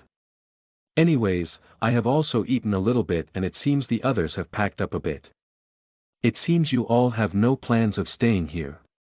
Kairos sighed. You saw what happened to the last person that tried to hold down the grocery store. Chase laughed. Yeah, we were the ones that did it after all. He sighed. I suppose that's part of why you ate so much. It's a pity to leave so much behind. Kairos shrugged his shoulders. Let's go then. We still have to deal with the crazy woman. Chase laughed. Perhaps she has cooled down by now. The two regrouped with Harold and Sydney before making it outside once more. There was quite a commotion outside. Hey, stop moving so much. You let go of me. Tori was still holding on to Nicole with a metal pipe in one hand. However, it definitely wasn't easy to do so because of Nicole's intense struggle. The two of them were stumbling back and forth, almost like they were doing some strange kind of dance. Some might call it abstract. Kairos blinked a few times. Are you guys okay? Nicole reached out towards the group. Help me. This crazy lady is holding on to me. Tori was sweating slightly as she tried to hold on to Nicole. Stop moving around so much. It's called being a hostage, all right. If you don't comply I will hit you with this pipe. Nicole did not even try to be more passive after she heard that. In fact, she began struggling even harder. I don't want to be a hostage. She looked towards the others. Don't worry about me. Just take care of this crazy lady. Tori seemed to be on the verge of crying. We can do this peacefully, all right. Peacefully. Nicole screamed. I refuse, O.org. Kairos turned to Chase. So. Chase turned back. I guess we just have to try and negotiate. Harold and Sydney both had frowns on their faces, not liking how their daughter was being treated. However, they also didn't say anything because they were afraid that Tori might do something. Though to Kairos and Chase, they doubted she would do anything because she seemed to be banking it all on Nicole as a hostage. Chase let out a soft sigh. Pretty flower, you must realize you can't hold on to her forever. Tori grit her teeth. I can join your team. Nicole seemed flabbergasted. No. There's no way we are taking you. Tori seemed a little distraught. But. Kairos pinched the bridge of his nose. You really couldn't think of any other terms while we were gone. How about this, we will stand very far away from you, but you let go of Nicole while within our sight. Then, you can go free without any repercussions. Tori's lip twitched. Then can I have my katana back? Kairos blinked a few times. You still have to be reasonable, all right. Tori frowned. I need the katana. Chase chuckled.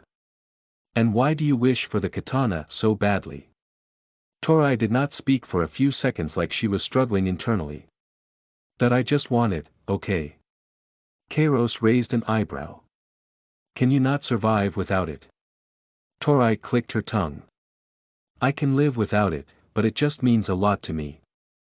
I didn't realize how much I missed it until you took it away from me. Kairos' eyebrow twitched. Hasn't it only been a few minutes?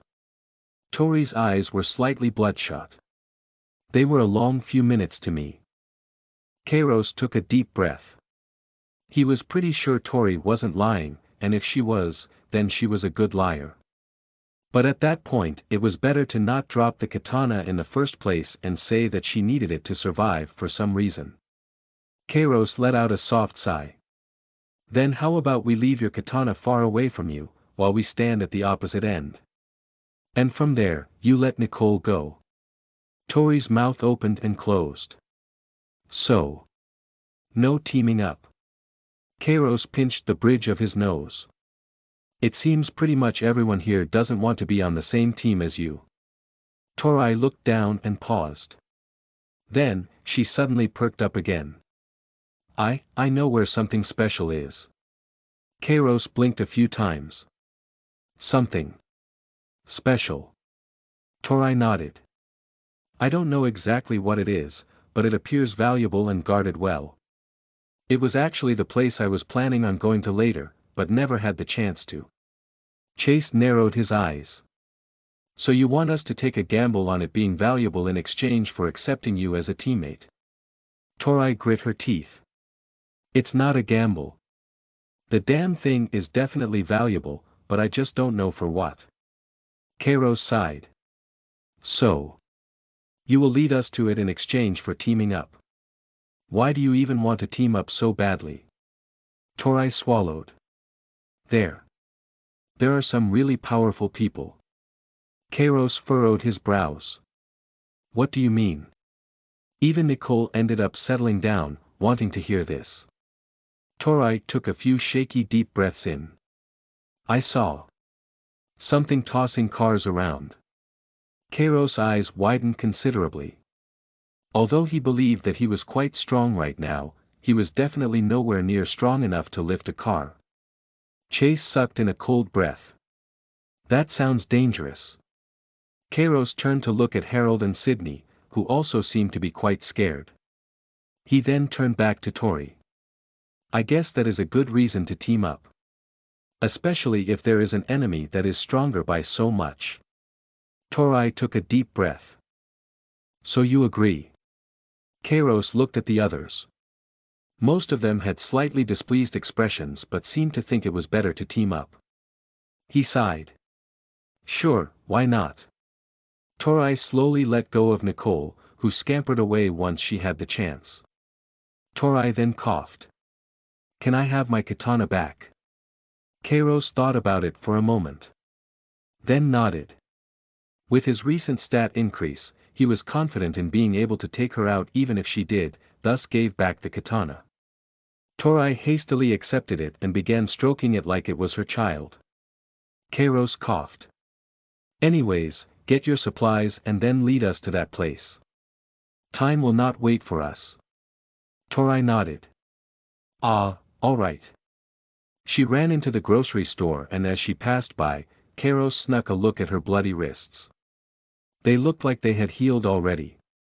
As Tori and Nicole were getting a few things in the grocery store, Sydney began talking to the mother and her children.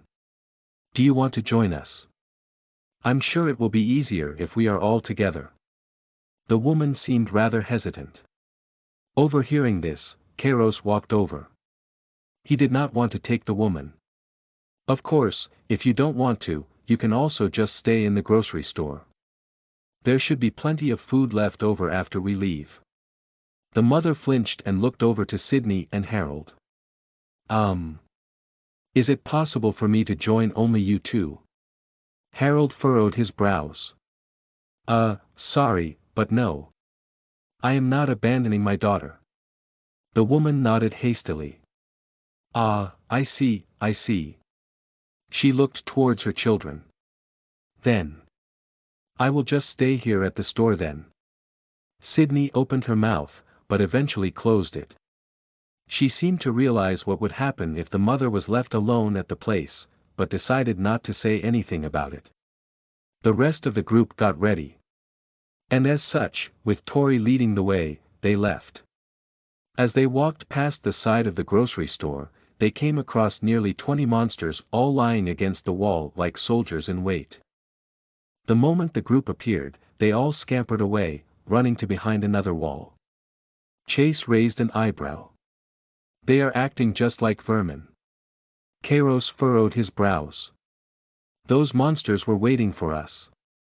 They knew we were fighting with each other and wanted to take advantage of the victor after they were weak and tired. Nicole's eyes widened. What? They can't be that smart, right? Torai let out a soft gasp. That is what they were doing. Kairos shook his head. Whatever. Let's just go to the place. Torai nodded. Okay.